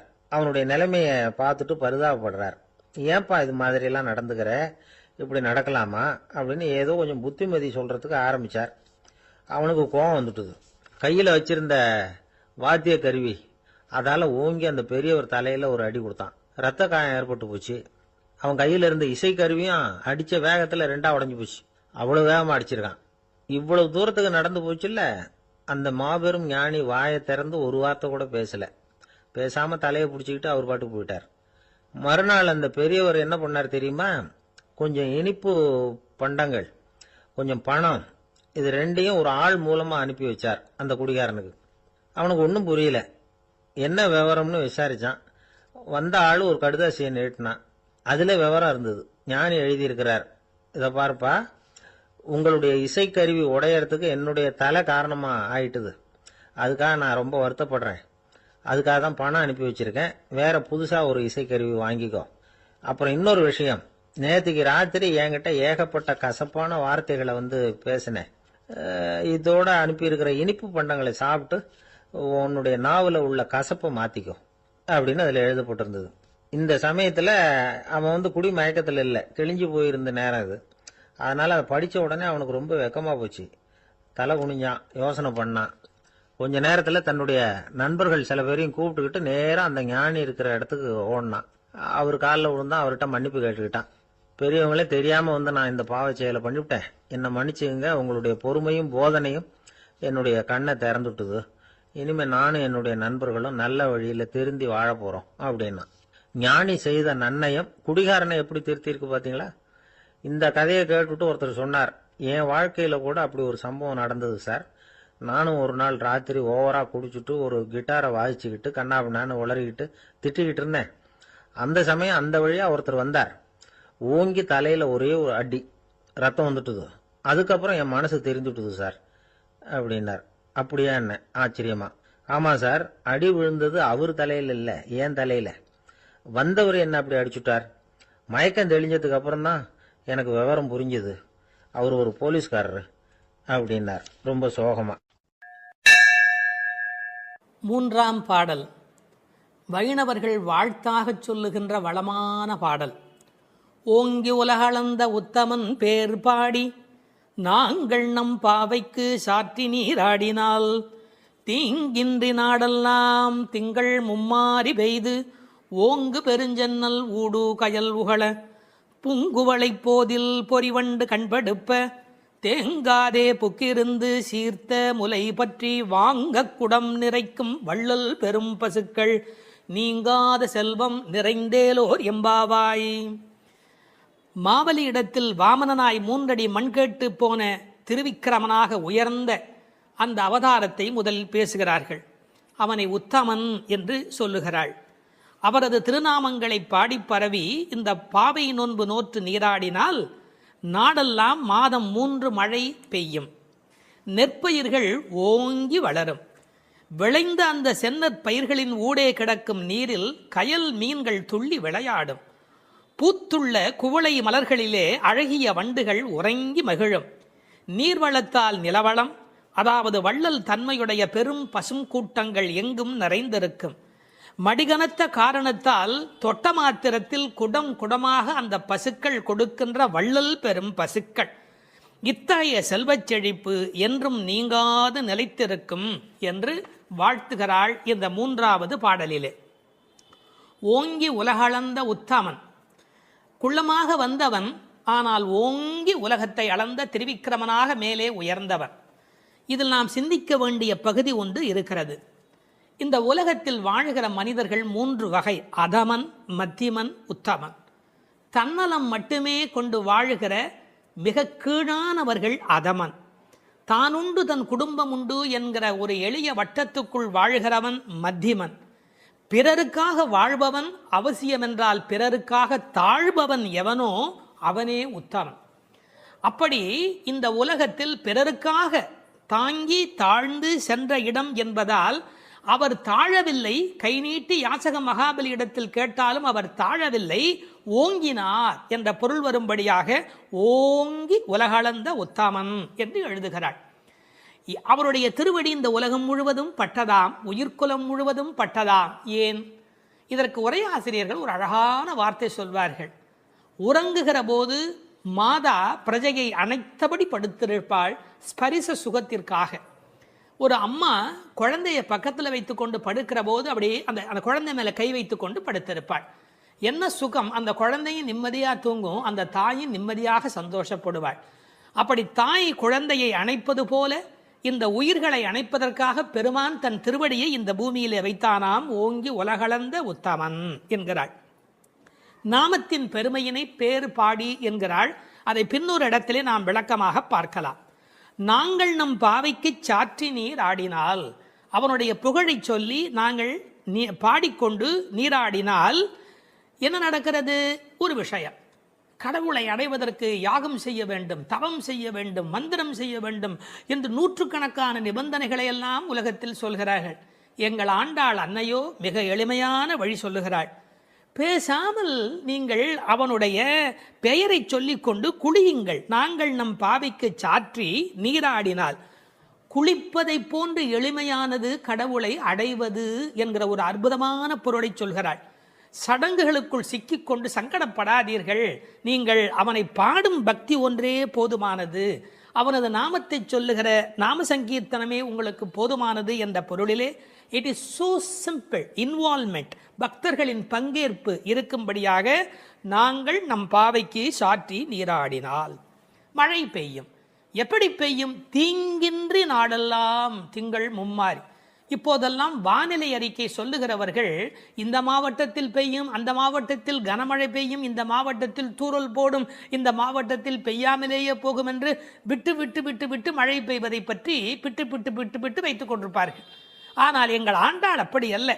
தீங்கின்றி நாடெல்லாம் திங்கள் மும்மாறி பெய்யும். ஒரு இடத்துல கூட பஞ்சம் இருக்கக்கூடாது. எல்லா பக்கமும் மழை கொட்டு கொட்டு கொட்டு என்று கொட்டி, ஆனால் தீங்கு இருக்கக்கூடாது. வரக்கேடும் வெள்ளக்கேடுமாய் என்பார்கள். பெய்மழை வேண்டும், பேய்மழை வேண்டாம். அளவாக பெய்ய வேண்டும், வாழ வைக்கக்கூடிய அளவிலே பெய்ய வேண்டும். மாதம் மும்மாறி, திங்கள் மும்மாறி பெய்து என்கிறார். 9 நாள் வெயிலும் 1 நாள் மழையுமாய் என்று உரை எழுதுவார்கள். மண்ணினுடைய வயிறு உள்வாங்கக்கூடிய வகையில வெயில் காய வேண்டும், பிறகு ஒரு மழை பெய்ய வேண்டும், வெயில் காய வேண்டும், பிறகு ஒரு மழை பெய்ய வேண்டும். அப்படி பெய்யக்கூடிய மழைதான் தீங்கின்றி உலகத்தை வாழ வைக்கும். மும்மாறி என்றார்களே, யாருக்காக மும்மாழி? வேதம் போதிய வேதியர்க்கு ஒரு மழை, நீதி மன்னர் நெறியினர்க்கு ஒரு மழை, மாதர் கற்புடை மங்கையர்க்கு ஒரு மழை என்று 3 மழை பெய்யும். மழை என்றால் சாதாரணமானதா? மழைதான் மண்ணின் தாய்ப்பால். அடுத்தது, அந்த மழையின் காரணமாக நெல் விளைகிறது. ஓங்கு பெருஞ்சொன்னல், ஒவ்வொரு நெல்லும் கதிரும் ஒரு ஆள் உயரத்துக்கு மேலே போயிருக்கிறது. பழைய காலத்து விவசாயம் தெரிந்தவர்களுக்கு தெரியும், மிக உயரமாக பயிர் இருக்கும். இது என்ன செய்தார்கள், அதையெல்லாம் குட்டை பயிர்களாக மாற்றிக்கொண்டே வந்தார்கள். பயிர் குட்டையாகி கதிர் கனத்து போன கலிகாலம் இந்த காலம். பயிர் குட்டையாகி கதிர் கனத்து போனது. மாட்டை பற்றி மனிதன் எங்கே கவலைப்பட்டான்? ஓங்கி என்று நன்றாக வளர்ந்திருந்தால் மாட்டுக்கு நிறைய வைக்கோல் கிடைக்கும், நிறைய பால் கொடுக்கும். மாடினுடைய சாணமும் அந்த மண்ணில் அந்த நறுமணமும் இல்லை என்றால் அந்த பூமியில் வளம் எப்படி இருக்க முடியும்? ஓங்கு பெரும் சென்னல், ஒரு ஆள் நடந்தால் மறைக்கும்.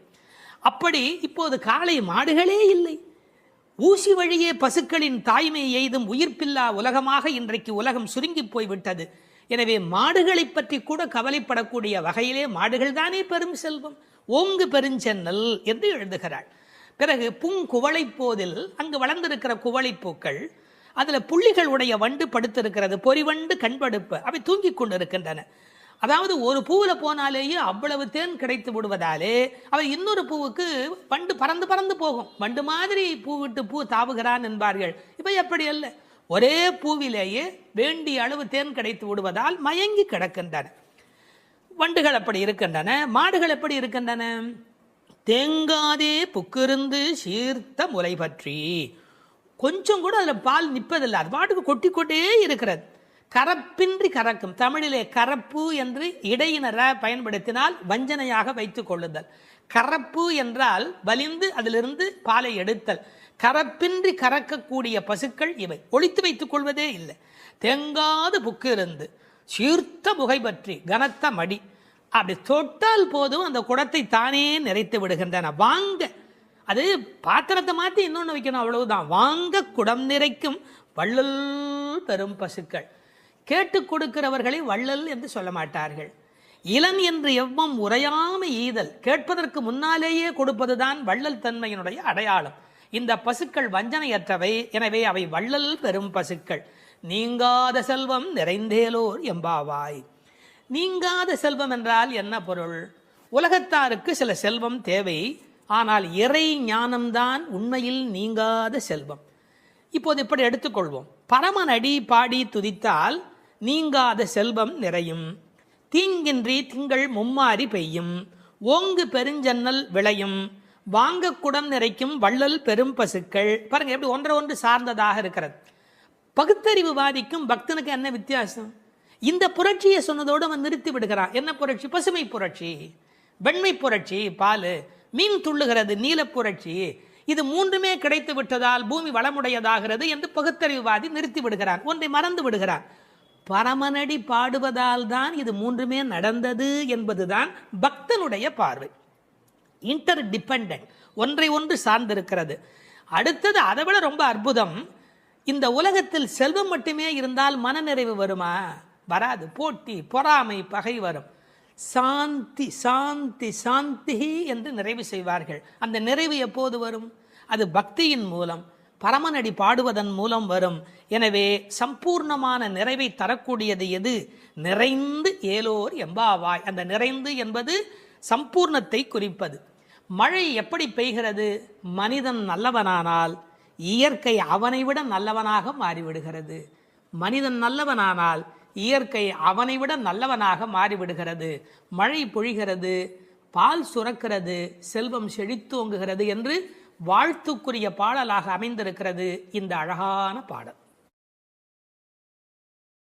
கஞ்சத்தனம் பண்ணிடாதே, உங்கள்கிட்ட இருக்கிற எல்லாத்தையும் கொட்டிடு, எங்களை ஏமாற்றி விடாதே, ஒன்னையும் கையில் வச்சுக்காதே.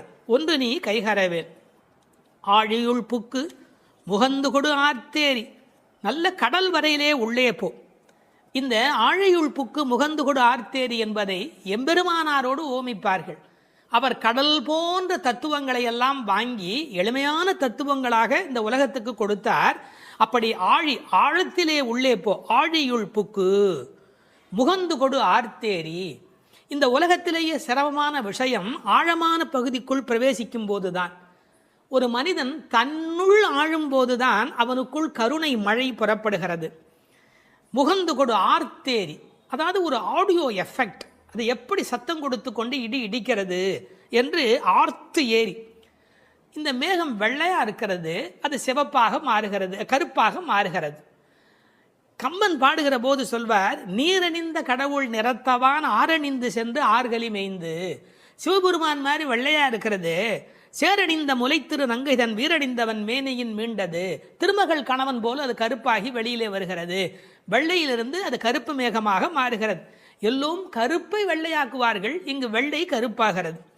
பார்க்கெல்லாம் தலைவனாக விளங்குகின்ற பரந்தாமன் இருக்கிறானே, அவன் போல என்று மேகத்தை பார்க்கிற போது கூட பரந்தாமனை பற்றிய சிந்தனை இங்கு நம்முடைய மனதில் பதியும்படி பாடுகிறாள். எப்படி? ஊழி முதல்வன் உருவம் போல் மெய்கருத்து. இது வீடியோ. ஆர்த்தேரி என்பது ஆடியோ. இப்போது கண்ணுக்கு முன்பாக கொண்டு வந்து நிறுத்துகிறாள். ஊழி முதல்வன், இந்த உலகத்தின் கடைசி காலத்தினுடைய தலைவனாக அவன் விளங்குகிறான். அவனுடைய உருவம் எப்படி மெய் கருத்து விளங்குகிறதோ அதுபோல் நீ இருக்க வேண்டும். காக்கை சிறகினிலே நந்தலாலா நிந்தன் கரிய நிறம் தோன்றுதையே நந்தலாலா என்று கண்ணனுடைய கருப்பை மகாகவி பாரதி அனுபவித்தார் அல்லவா? அதுபோல அந்த உருவம் மெய்கருத்து விளங்குகிறது. பாருங்கள், இடி இடிப்பதில் ஒரு ஆடியோ எஃபெக்ட், அந்த உருவத்தை வர்ணிப்பதில் ஒரு வீடியோ எஃபெக்ட். இந்த ஆடியோ வீடியோ பாடலை நீங்கள் பாடியோ ஆடியோ இந்த உலகத்தில் வெளிப்படுத்த வேண்டும். பாழியம் தோளுடை பத்மநாபன் கையில், இந்த பெருமானுடைய தோள் எப்படிப்பட்ட தோள் தெரியுமா? பருத்த தோள், பெருத்த தோள், நிறைய பலம் தாங்கக்கூடியது. கம்பன் பாடுகிறார், ராமனுடைய தோள்களை பாடுகிற போது, குன்று போன்றுயர் தோளில் கொற்றவில் ஒன்று தாங்கினான் உலகம் தாங்கினான். அந்த ஒரு தோள் போதும் உலகத்தையே தாங்கிறதுக்கு அப்படின்னு, குன்று போன்றுயர் தோளில் கொற்றவில் ஒன்று தாங்கினான் உலகம் தாங்கினான் என்று பேசுவார் கவிச்சக்கரவர்த்தி கம்பன். நாபியில ஒரு தாமரை இருக்கிறது, அதில் பிரம்மா இருக்கிறார், இருமடியாக பெயராக இவருக்கே பத்மநாபன் என்கிற பெயர் இந்த உலகத்தில் பொருந்தி வருகிறது. இந்த மின்னல் மின்னுகிறது, இடி இடிக்கிறது, அதுவும் பெருமாளுடைய சங்கு சக்கரங்களைப் போல அவளுக்கு காட்சி அளிக்கிறது. அந்த சக்கராயுதம் எப்படி ஒளி உடையதாக மின்னிக்கொண்டு வருகிறதோ, திருவாழி ஆழ்வான் விரோதிகள் இருக்கும் இடமெல்லாம் போய் எப்படி அழிக்கிறதோ அதுபோல அந்த மின்னல் மின்ன வேண்டும். அது பெருமானுடைய ஆயுதத்திலே ஒன்று. வலம்புரி போல் நின்றதிருந்து, அந்த சங்கு போல, வலம்புரி சங்கை போல, படைவோர் பூக்கு முழங்கும பாஞ்ச சன்னியமும் பல்லாண்டு. அந்த சங்குக்கு எவ்வளவு பெரிய ஏற்றம்! உண்பது சொல்லில் உலகளந்தான் வாயமுதம், கண்படை கொள்ளில் கடல் வண்ணன் கைத்தலத்தே என்று எப்போதும் பெருமாளோடு ஸ்பரிசம் அனுபவித்துக் கொண்டிருக்கிற அந்த சங்கு, வலம்புரி சங்கு, அதுபோல் நின்று அதிர்ந்து அந்த சங்குநாதம் போன்ற ஒரு பெரிய ஒலியை எழுப்பி, தாழாதே சார்ங்கம் உதைத்த சரமழை போல் பெய்திடாய். மழை எப்படி பெய்யணும்? அடம் மழை, அப்படியே சரமழை மாதிரி பெய்யணும். ராம சரம் எப்படி புறப்பட்டதோ, சார்ங்கம் என்ற வெள்ளிலே இருந்து அது எப்படி விடாமல் வந்து கொண்டே இருந்ததோ ராவணனை பார்க்கிற காலத்திலே, அப்படி இந்த மழை அடைமழையாய் பெய்ய வேண்டும். எதற்காக? நாங்களும் மார்கழி நீராட மகிழ்ந்தேலோர் எம்பாவாய். இந்த உலகத்தில் நாடெங்கும் வாழ கேடொன்றும் இல்லை என்பார்கள். எல்லாரும் நல்லா இருந்தால் நாமும் நல்லா இருக்க போகிறோம் இல்லையா? அதனால் இந்த உலகத்தில் எல்லோரும் நன்றாக இருக்க மார்கழி நீராட மகிழ்ந்து நாங்களும் மகிழ்ச்சியாக இருந்து விட்டு போகிறோம். இந்த ஓமை இருக்கிறதே, இது ஓமை அணி இலக்கணத்திலே தலை சிறந்த 4 செய்திகளை உள்ளடக்கியது. எப்படி அந்த மழை பெய்ய வேண்டும் என்று சொல்லுகிற செய்தியில, உருவம் போல் மெய்கருத்து என்றால் அது மெய் ஓமை. ஆழி போல் மின்னி வலம்புரி போல் நின்றதிர்ந்து என்பது வினை ஓமை. சரமழை போல் என்று பேசியது பயன் ஓமை. அணி இலக்கணத்திலே வினை, பயன், மெய், உரு என்ற 4 வகை பெற வந்த ஓமை தோற்றம் என்று ஓமை அணிக்கு எத்தனை சிறப்பு சொல்வார்களோ எல்லாம் பொருந்தும்படியாக தமிழில் ஏற்ற மிகுந்த பாடல் இந்த பாடல்.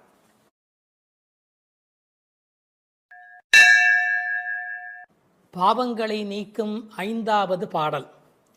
மாயனை மன்னு வடமதுரை மைந்தனை, தூய பெருநீர் யமுனை துறைவனை, ஆயர் குலத்தினில் தோன்றும் அணிவிளக்கை, தாயைக் குடல் விளக்கம் செய்த தாமோதரனை, தூயோமாய் வந்து நாம் தூமலரு தூவித் தொழுது, வாயினால் பாடி மனத்தினால் சிந்திக்க, போய பிழையும் புகுதருவான் நின்றனவும், தீயினில் தூசாகும் செப்பேலோர் எம்பாவாய்.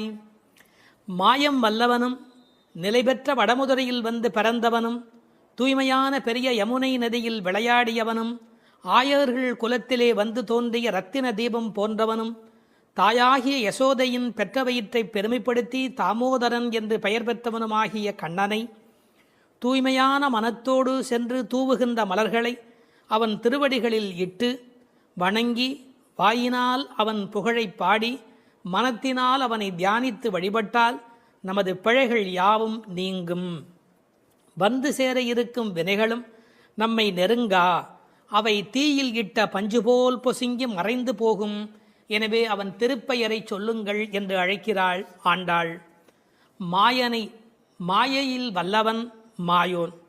அவன் பலவிதமான ஆச்சரியமான அற்புதங்களை செய்யக்கூடியவன். எத்தனையோ அசுரர்கள் விதவிதமான வடிவங்கள் எடுத்து அழிக்க வந்தபோது அவர்களோடு பலவிதமான விளையாடலை நிகழ்த்தியவன். எனவே வியப்புக்குரிய செயல்களை செய்கிறவனை மாயோன் என்று அழைப்பது வழக்கம். பழைய தமிழ் பெயர் திருமாலுக்கு உரியது மாயோன் என்று அழைக்கப்படுகிறவன். ஒரே நேரத்தில் எங்கும் இருக்கக்கூடிய அற்புதம் செய்கிறவன். ஆயர்பாடியிலே ஒவ்வொருவரோடும் குரவை கூத்தாடுகிற போது ஒரு கோபிகைக்கு ஒரு கண்ணன் என்று ஒரே நேரத்தில் ஒவ்வொருவரோடும் இருந்தவன். அது மட்டுமல்ல, பகவத்கீதையில் எனது மாயை வெல்ல முடியாதது என்று பேசுகிறார். அந்த இடத்தில் மாயை என்பது பிரபஞ்ச சிருஷ்டி, பேர் இயக்கம், இந்த பிறப்பின் ரகசியம், கண்ணனுடைய பல்வேறு லீலைகள். இப்படி மாயன் என்ற சொல்லுக்கு நிறைய பொருளாயிற்று. அப்படி மாயனாயிருக்கிறவன் மைந்தனாய் ஆகியிருக்கிறான். வடமதுரை மைந்தனே. அற்புதங்களை செய்யக்கூடிய அடங்க முடியாத மாயன் அடக்கத்திற்குரிய மைந்தனாக மாறியிருக்கிறான். தமிழிலே மகன் மைந்தன் என்று பல்வேறு சொற்கள் மகனை குறிக்கும். வீட்டுக்கு மட்டும் உரியவன் மகன், நாட்டுக்கே உலகிற்கே உரியவன் மைந்தன். ஆகையால் மாயனை நிலை பெற்ற வடமுதுரையிலே வந்து தலைவனாக விளங்குகின்ற மைந்தனை, ஊருக்கென்று வாழுகிறவனை, தூய பெருநீர் யமுனை துறைவனே. யமுனைக்கு தூய என்ற அடைமொழி எதனாலே? அதன் தெளிவு அல்லது ஆழம் அல்லது அகலம், இது எல்லாவற்றையும் விட உரையாசிரியர்கள் ஒரு நயம் சொல்வார்கள். கோதாவரியை சீதை விழித்து தன்னை காப்பாற்றும்படி அழைத்தபோது ராவண பயத்தினாலே கோதாவரி எந்த உதவியும் செய்யவில்லை. ஆனால் இந்த யமுனையோ வசுதேவர் கண்ணனை சுமந்து கொண்டு வருகிற காலத்திலே வழிவிட்டு மிகப்பெரிய நன்மை செய்தது. ஆகையால் இது தூய பெருநீர் என்று ஆயிற்று. அந்த தூய பெருநீர் யமுனை துறைவன். ஒரு நதி எவ்வளவு பெரிய நதியாக இருந்தாலும் பயன் கிடையாது, துறை முக்கியம். நீங்கள் பெரிய பெரிய நதியிலே நீராட வேண்டும் என்றால் படித்துறை என்று ஒரு துறை இருந்தால் தானே நீங்கள் அந்த நதியிலே நீராடி அனுபவிக்க முடியும். இறைவன் பெரியவனாகவே இருந்தாலும் கூட கண்ணன் என்று ஒரு துறை, வைணவம் என்று ஒரு துறை, அதில் கிருஷ்ண அவதாரம் என்கிற ஒரு துறை, ஆண்டாளின் திருப்பாட்டு என்று ஒரு துறை. இப்படி துறை இருந்தால் மட்டுமே குளிப்பது எப்படி, அனுபவிப்பது எப்படி? வெறும் ஆற்றிலே போய் நீராடி விட முடியுமா? அந்த துறை முக்கியம். அந்த யமுனை துறைவன் என்ற சொல்லிலே இருக்கிற அழகு, கோபியரோடு உமிழ்ந்து விளையாடிய தேக சம்பந்தம் உடைய நதி என்று அந்த நதிக்கு பெருமை எழுதினார்கள். ஆயர் குலத்தில் தோன்றும் அணிவிளக்கு, அந்தகாரத்தில் தீபம் போல படிப்பறிவு வழக்கை இடக்கை அறியாத ஆயர் குலம். அந்த குலத்திலே அவன் ஒளிவிளக்காக விளங்குகிறார். வைகுந்தத்திலே இருந்தால் அங்கு எல்லோரும் நித்திய சூரிகள் பிரகாசமாய் இருக்கிறார்கள். ஆனால் ராமனே வந்து பிறந்த போது கூட அவன் வெங்கதிரோன் குலத்துக்கோர் விளக்காய் தோன்றியவன் என்கிறார் குலசேகரர். எனவே அது பகல் விளக்கு, இது இரவு விளக்கு. ஆயர் குலத்தினில் தோன்றும் அணிவிளக்கை மங்கள விளக்கு, தாயை குடல் விளக்கம் செய்த தாமோதரனே. தாமோதரன் என்ற சொல்லுக்கு கயிறு பதிந்த வயிறு உடையவன் என்று பொருள். இந்த மாடுகளை எல்லாம் கட்டி அது அருந்து போன கயிற்றை கன்றுக்குட்டிக்கு கட்டி அதிலிருந்து மீதமான கயிற்றை எடுத்து கண்ணபெருமான் வயிற்றை சுட்டி கட்டுகிறாள் அவனுடைய தாயார். எனவே கயிறு பதிந்த வயிறு உடையவன். குழந்தைக்கு அரைஞான் கயிறு கட்டுவதற்கு காரணமே வயிறு பருக்கிறதா இல்லையா என்று கண்காணிப்பதற்காக. இந்த கயிறு பதிந்ததாலே அந்த தழும்புகளை ஏற்படுத்தியது. கண்ணின் சிறுத்தாம்பினால் கட்டுண்ண பண்ணிய மாயன். எனவே தாமோதரனாய் கயிறு பதிந்த வயிறு உடையவனாக விளங்குகின்றான். இவனை எப்போதும் அனுபவித்தவள் என்று பெற்றவயிருக்கு பட்டம் கட்டுவதாக தாயை குடல் விளக்கம் செய்த தாமோதரன் என்று பெருமைப்படுத்தினாள். அவனை எப்படி வணங்க வேண்டும்? தூயோமாய் வந்து. ஐயா, வரும்போது தூய்மை வந்துவிடுமா? வரவர தூய்மை வந்துவிடும். நாம் பிறவியில் அழுக்குடையவராய் இருக்கலாம், பலவிதமான வஞ்சனை மனமுடையவராய் இருக்கலாம். இறைவனை நினைக்க வேண்டும் என்று நினைத்த மாத்திரத்தில், இறைவனை நெருங்கும் மாத்திரத்தில் தூயோராய் மாறிவிடுகிறோம். எண்ணம் தானே நம்மை தூய்மைப்படுத்துவது. எண்ணம் திண்ணியராக பெறின் என்னாகிறது? அவனுக்கு ஒரு வண்ணம் பிறக்கிறது. எனவே தூயோமாய் வந்து தூமலர், தூயவர் கையில் இருப்பது தூமலராகத்தானே இருக்க முடியும். பகவானுக்கு எந்த பூ உகப்பு என்று கேட்டார்கள். எல்லாமே உகப்பு. ஒரு அருமையான பாசுரத்திலே புரிவதும் புகை பூவே என்று பாடுகிற இடத்திலே சப்பாத்தி கள்ளியினுடைய பூ அது இறைவனுக்கு உகப்பா என்று ஒரு சீடன் கேட்கிறார். அப்போது உரை சொல்லுகிறவர் ரொம்ப அழகாக சொல்லுகிறார், அதை பகவான் விலக்கி இருக்கிறான் என்று பொருள் அல்ல. பகவானுக்கு எதுவுமே விலக்கு அல்ல. பறிக்கிற பக்தனுடைய கையில் முள் தைத்து விடுமே என்று விலக்கப்பட்டது என்று எழுதுகிறார். என்ன ஒரு கருணை பாருங்கள். ஆக தூமலர் தூவி தொழுது அவனை வாயினால் பாடி மனத்தினால் சிந்திக்க. இந்த உலகத்தில் வாயினாலே பாடுகிறோம். வாய் படைத்த பயன் பாடீர் அவன் நாமும் வீடே பெறலாமே. வெறும் நாமத்தை வரிசையாக சொல்லலாம். ஆனால் இசையோடு சொல்லுகிற போது, பஜனையோடு சொல்லுகிற போது, அது வாயினால் பாடுகிற போது பெருமை உடையதாக மாறுகிறது. இந்த வாயிலே பாடுவதை பற்றி ஆண்டாள் இதே திருப்பாவேல கண்ணபெருமானை எத்தனை நாமங்கள் சொல்லி பாடியிருக்கிறாள் என்று ஒரு பட்டியல் பாருங்கள். நந்தகோபன் குமரன், யசோதை இளம் சிங்கம், கதிர்மதியம் போல் முகத்தான், நாராயணன், பார்க்கடலுள் பையத்து இன்ன பரமன், ஓங்கி உலகளந்த உத்தமன், ஊழி முதல்வன், பத்மநாபன், மாயன், வடமதுரை மைந்தன், யமுனை துறைவன், ஆயர்குல அணி விளக்கு, தாமோதரன், புள்ளரையன், வள்ளத்தரவியில் துயிலமர்ந்த வித்து, மூர்த்தி, கேசவன், மாவாய் பழந்தான், தேவாதி தேவன், மாமாயன், மாதவன், வைகுந்தன், புண்ணியன், முகில்வண்ணன், மனத்துக்கினியான், புள்ளின் வாய் கீண்டான், பொல்லா அரக்கனை கிள்ளி களைந்தான், சங்கொடு சக்கரம் ஏந்தும் தடக்கையன், பங்கைய கண்ணன், வல்லானை கொன்றான், மாற்றாரை மாற்றழிக்க வல்லான், மணிவண்ணன், உம்பர் கோமான், மலர் மார்பன், கலியே, செப்பமுடையாய், திரளுடையாய், விமலா, ஊற்றமுடையாய், பெரியாய், சுடரே, பூவை பூவண்ணா, அன்றி உலகம் அளந்தாய், தென்னிலங்கை செற்றாய், பொன்றச் சகடம் உடைத்தாய், கன்று குணிலாய் எறிந்தாய், ஒருத்தி மகன், நெடுமால் மால், ஆலின் இலையாய், கோவிந்தன், செல்வத் திருமால். இப்படி இதே பாடலுக்குள்ளே கண்ணபெருமானை வாயினால் பாடி என்று இத்தனை வகையிலே பாடிக்காட்டி இருக்கிறார். அப்படி வாயினால் பாடி மனதினால் சிந்திக்க. இந்த மனம் நிறைய பாவங்களை சேர்த்து கொண்டே வருகிறது. எனவே தியானம் என்பது மனத்தினாலே இறைவனை சிந்திக்கிற போது அந்த பாவங்கள் நீங்கி விடுகின்றன. எப்படி தெரிகிறது? போய பிழையும். வாயினால் பாடி மனதினால் சிந்தித்தால் பிழைகள் போய் விடுகின்றன. புகுதருவான் நின்றனவும். இனி நமக்கு வரவேண்டிய எஞ்சிய வினைகள் இருக்கின்றனவே, இந்த பிறவியில் செய்வன அவை உட்பட எப்படி மாறுகிறது? தீயினில் தூசா, நெருப்பில் எப்படி பஸ்பமாக போய்விடுவோம், அப்படி நம்முடைய பழைய பாவங்கள் எல்லாம் நெருப்பில் இட்டது போல தீயினில் தூசாகும் செப்பேலோர் எம்பாவாய் என்கிறாள். இந்த 5 பாடல்களோடு ஒரு முதல் பகுதி நிறைவு பெறுகிறது. நோன்பு நோற்க புறப்பட வேண்டியதையும், நோன்பு எவ்வாறு நிகழ்த்துவது என்பதையும், நோன்பினால் மழை பெய்யும் என்பதையும், நோற்கும் போது மனோ வாக்கு காயத்தால் நாம் அடைகின்ற இறைவன், அவனை அடைவதற்கான வழி, அதனால் நம் வினை அழியும் என்ற செய்திகளையும் இந்த 5 பாடல்களாலே குறிப்பிட்டாள். அது மட்டுமல்ல, நாராயணனே என்ற முதல் பாடலிலும், பார்க்கடலில் பையத்துயின்ற பரமன் என்ற 2ஆம் பாடலிலும், ஓங்கி உலகளந்த உத்தமன் என்று 3ஆம் பாடலிலும், ஆழிமழை கண்ணா என்று 4ஆம் பாடலிலும், மாயனை மண்ணு வடமயிறு மைந்தன் என்று கண்ணனை 5ஆம் பாடலிலும் குறிப்பிட்டது. உச்சத்திலே பரத்துவத்திலே இருக்கிற பெருமான் வியூகத்திலே எழுந்தருளி அவதாரமாக அவன் மகாபலி சக்கரவர்த்தி இடத்திலே வாமனாவதாரம் எடுத்து வந்த செய்தியை சொல்லி அவன் வருணனுக்குள்ளே அந்தர்யாமித்துவத்தோடு இருப்பதை 4வது பாடலிலே விளக்கி அர்ச்சாவதாரத்தை 5வது பாடலிலே நிறைவு செய்கிறாள். இந்த முதல் 5 பாடல்களோடு ஒரு பகுதி நிறைவு பெறுகிறது. பின்னர் மற்றவரை எழுப்புவது தொடங்குகிறது. வேதம் அனைத்துக்கும் வித்தான திருப்பாவையின் 6வது பாடல். இது பாடல் தொடங்கி திருப்பள்ளி எழுச்சியாக அமைகிறது. உறங்குகிற பெண்ணை வெளியில் இருக்கிறவள் எழுப்புவது போல பாடலின் அமைப்பு முறை. விடிந்தது என்பதற்கான அடையாளங்கள் சொல்லி எழுப்புகிறார்கள்.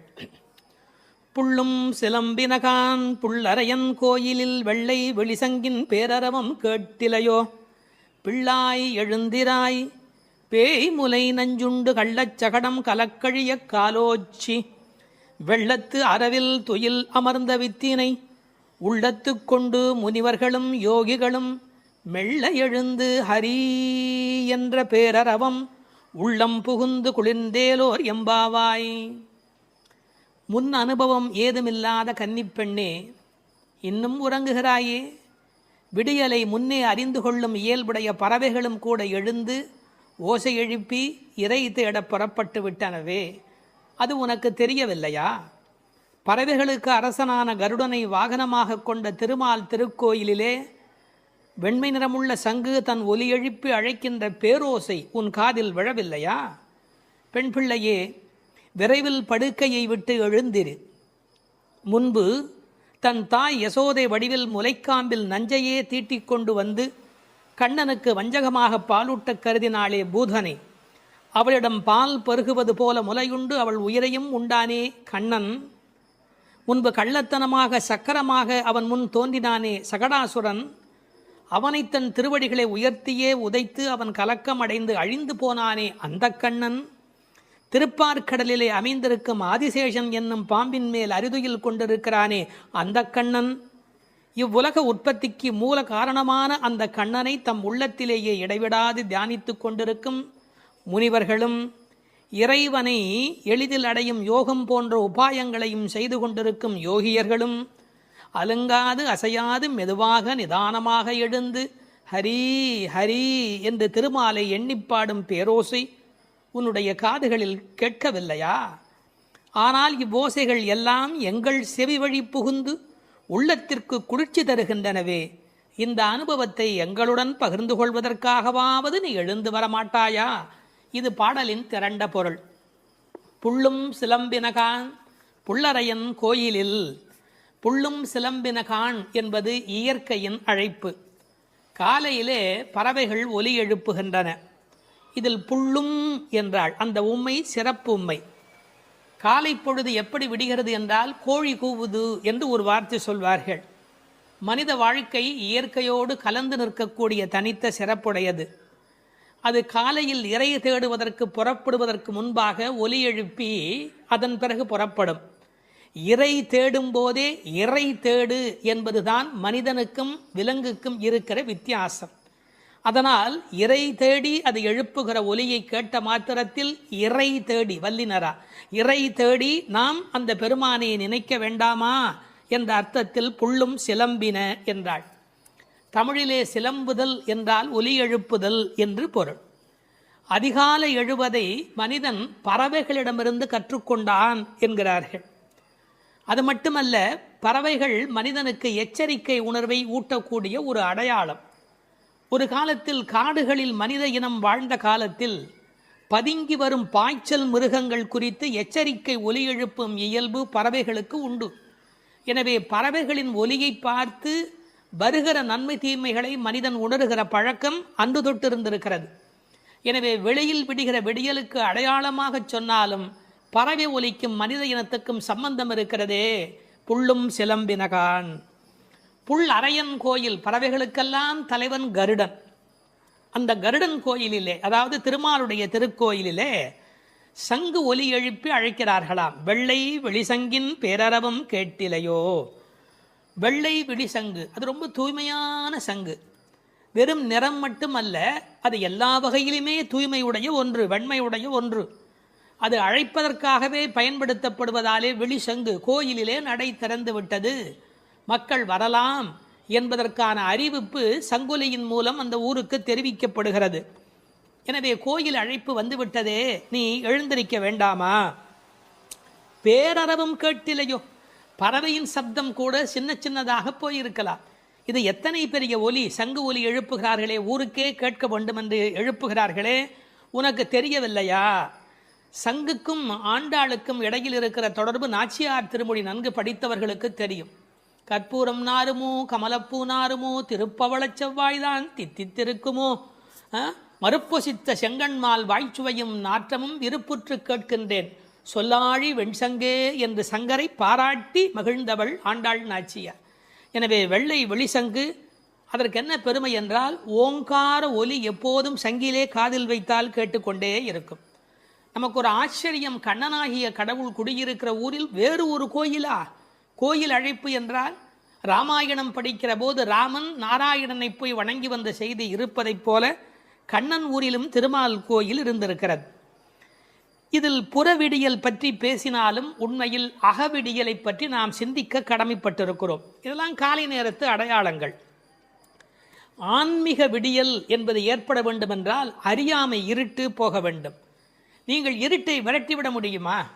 இந்த உலகத்தில் என்ன முயன்றாலும் இருட்டை விரட்ட முடியுமா? ஒரே ஒரு வேலை இருக்கிறது.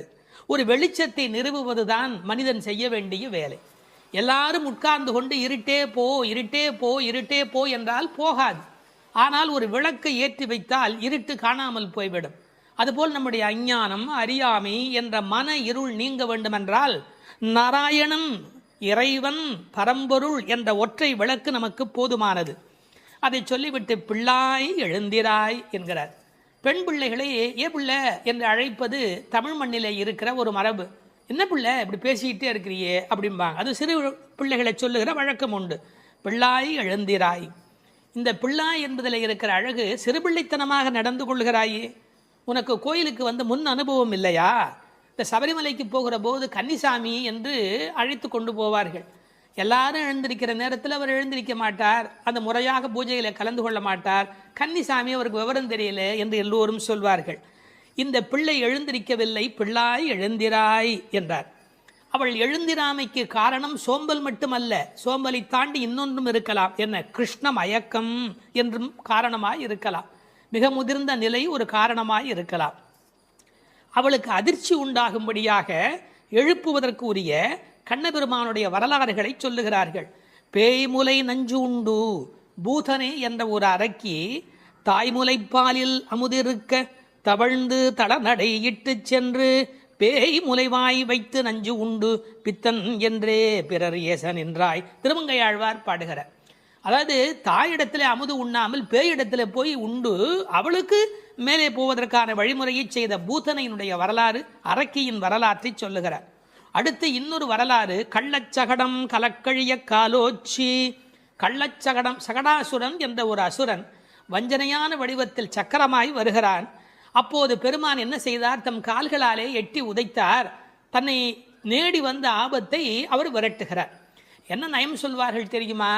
பெருமாளுடைய திருவடி நம்முடைய கஷ்டத்தை போக்குகிறது என்பதையும் தாண்டி பெருமாளின் துன்பத்தையே போக்கக்கூடியது. இப்படிலாம் அர்த்தம் சொல்லலாமா என்று கேட்பார்கள். உயர்வர உயர்நலம் உடையவன் எவனவன், மயர்வர மதிநலம் அருளினன் எவன் அவன். இந்த பாசுரத்திலே துயரரு சுடரடி என்று ஒரு வாசகம் வரும். அந்த துயரரு சுடரடி என்பதற்கு வியாக்கியானம் செய்த பெருமக்கள் நம்முடைய துயர் என்று கூட அர்த்தம் செய்ய வேண்டிய அவசியமில்லை. பக்தனுக்கு அனுகிரகம் பண்ணுவதற்கு திருவடி இருந்தும் பக்தன் தன்னிடத்தில் வந்து அதை பெறாத போது பகவான் துயரமுறுகிறான். தாய் தன்னுடைய முலைப்பாலை தரையிலே பிச்சுமா போல அருளை அவன் பக்தர்களுக்கு வழங்குகிறான் என்று எழுதினார்கள். எனவே பெருமானுடைய திருவடி பெருமானுடைய துன்பங்களையே நீக்கியது என்றும் பொருள் கொள்ளலாம். மனிதர்களுக்கு ஒவ்வாதது ரெண்டு காரம், ஒன்று அகங்காரம், மமகாரம். அப்படி தோன்றிய அசுரர்களை அவன் அழித்திருக்கிறான். வெள்ளத்தரவில் துயிலமர்ந்த வித்து, இந்த உலகத்துக்கெல்லாம் மூலமான வித்து. நல்ல தண்ணீர் நனைத்துதான் விதையை நடுவார்கள். இவன் வெள்ளத்து அரவில் பார்க்கடலிலே பாம்பிலே படுத்திருக்கிறான். வெள்ளை வெள்ளத்தின் மேலொரு பாம்பின் மிசை கள்ள நித்திரை கொள்ளும் பரமன் என்பார்கள். நீர் குளிர்ச்சி, பாம்பு குளிர்ச்சி, அந்த குளிர்ச்சிக்கு மேல் குளிர்ச்சியாக கண்ணபெருமானுடைய தோற்றம் குளிர்ச்சி. முதல் தனி வித்தேயோ என்று நம்மாழ்வார் பாடுவார். ஆலமரு வித்தின் அரும் குரலன் என்று கம்பர் பாடுவார். விச்சி இன்றி விளைவது இல்லை என்று பகலாதனுடைய சரித்திரத்தை பாட வந்த இடத்திலே கவி சக்கரவர்த்தி கம்பன் பாடுகிறார். இந்த உலகத்துக்கெல்லாம் ஒரு மூல விதை உண்டு, அந்த விதை இறைவன் என்பதை புரிந்து கொள்ள வேண்டும். உள்ளத்து கொண்டு முனிவர்களும் யோகிகளும் ஹரி ஹரி ஹரி என்ற தியானம் செய்து கொண்டு மனத்தால் வணங்குகிறவர்கள், தியானம் செய்கிறவர்கள் முனிவர்கள். சரீரம் மனம் எல்லாவற்றையும் கொண்டு கிரியைகள் மூலமாக செய்கிறவர்கள் யோகிகள். எப்படி எழுந்திருக்கிறார்கள்? மெல்ல எழுந்து. ஒரே எழுதினார்கள், கர்ப்பிணி பெண் குழந்தைக்கும் நோகாமல் தனக்கும் நோகாமல் எப்படி மெல்ல எழுவாளும். அதாவது உள்ளத்திலே இருக்கிற பெருமாளுடைய தலைப்பூ ஆடாது, தலைப்புனா தலையில் வைத்திருக்கிற பூ கூட அசையாதபடி அப்படி எழுவார்களாம் அவனுடைய அடியார்கள். ஹரி என்ற வாசகத்தோடு எழுகிறார்கள். ஹரி என்ற பேரறவும் உள்ளம் புகுந்து குளிர்ந்தேலோர் எம்பாவாய், உன் உள்ளத்தில் புகுந்து குளிர்ச்சியினை உண்டாக்கட்டும் என்று இந்த பாசுரம் நிறைவு பெறுகிறது.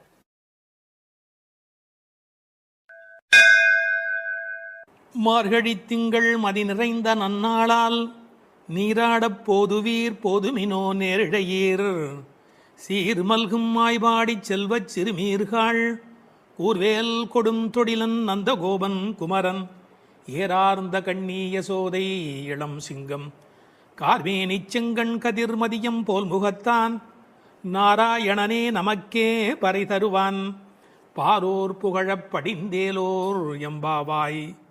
முதல் பாசுரம்.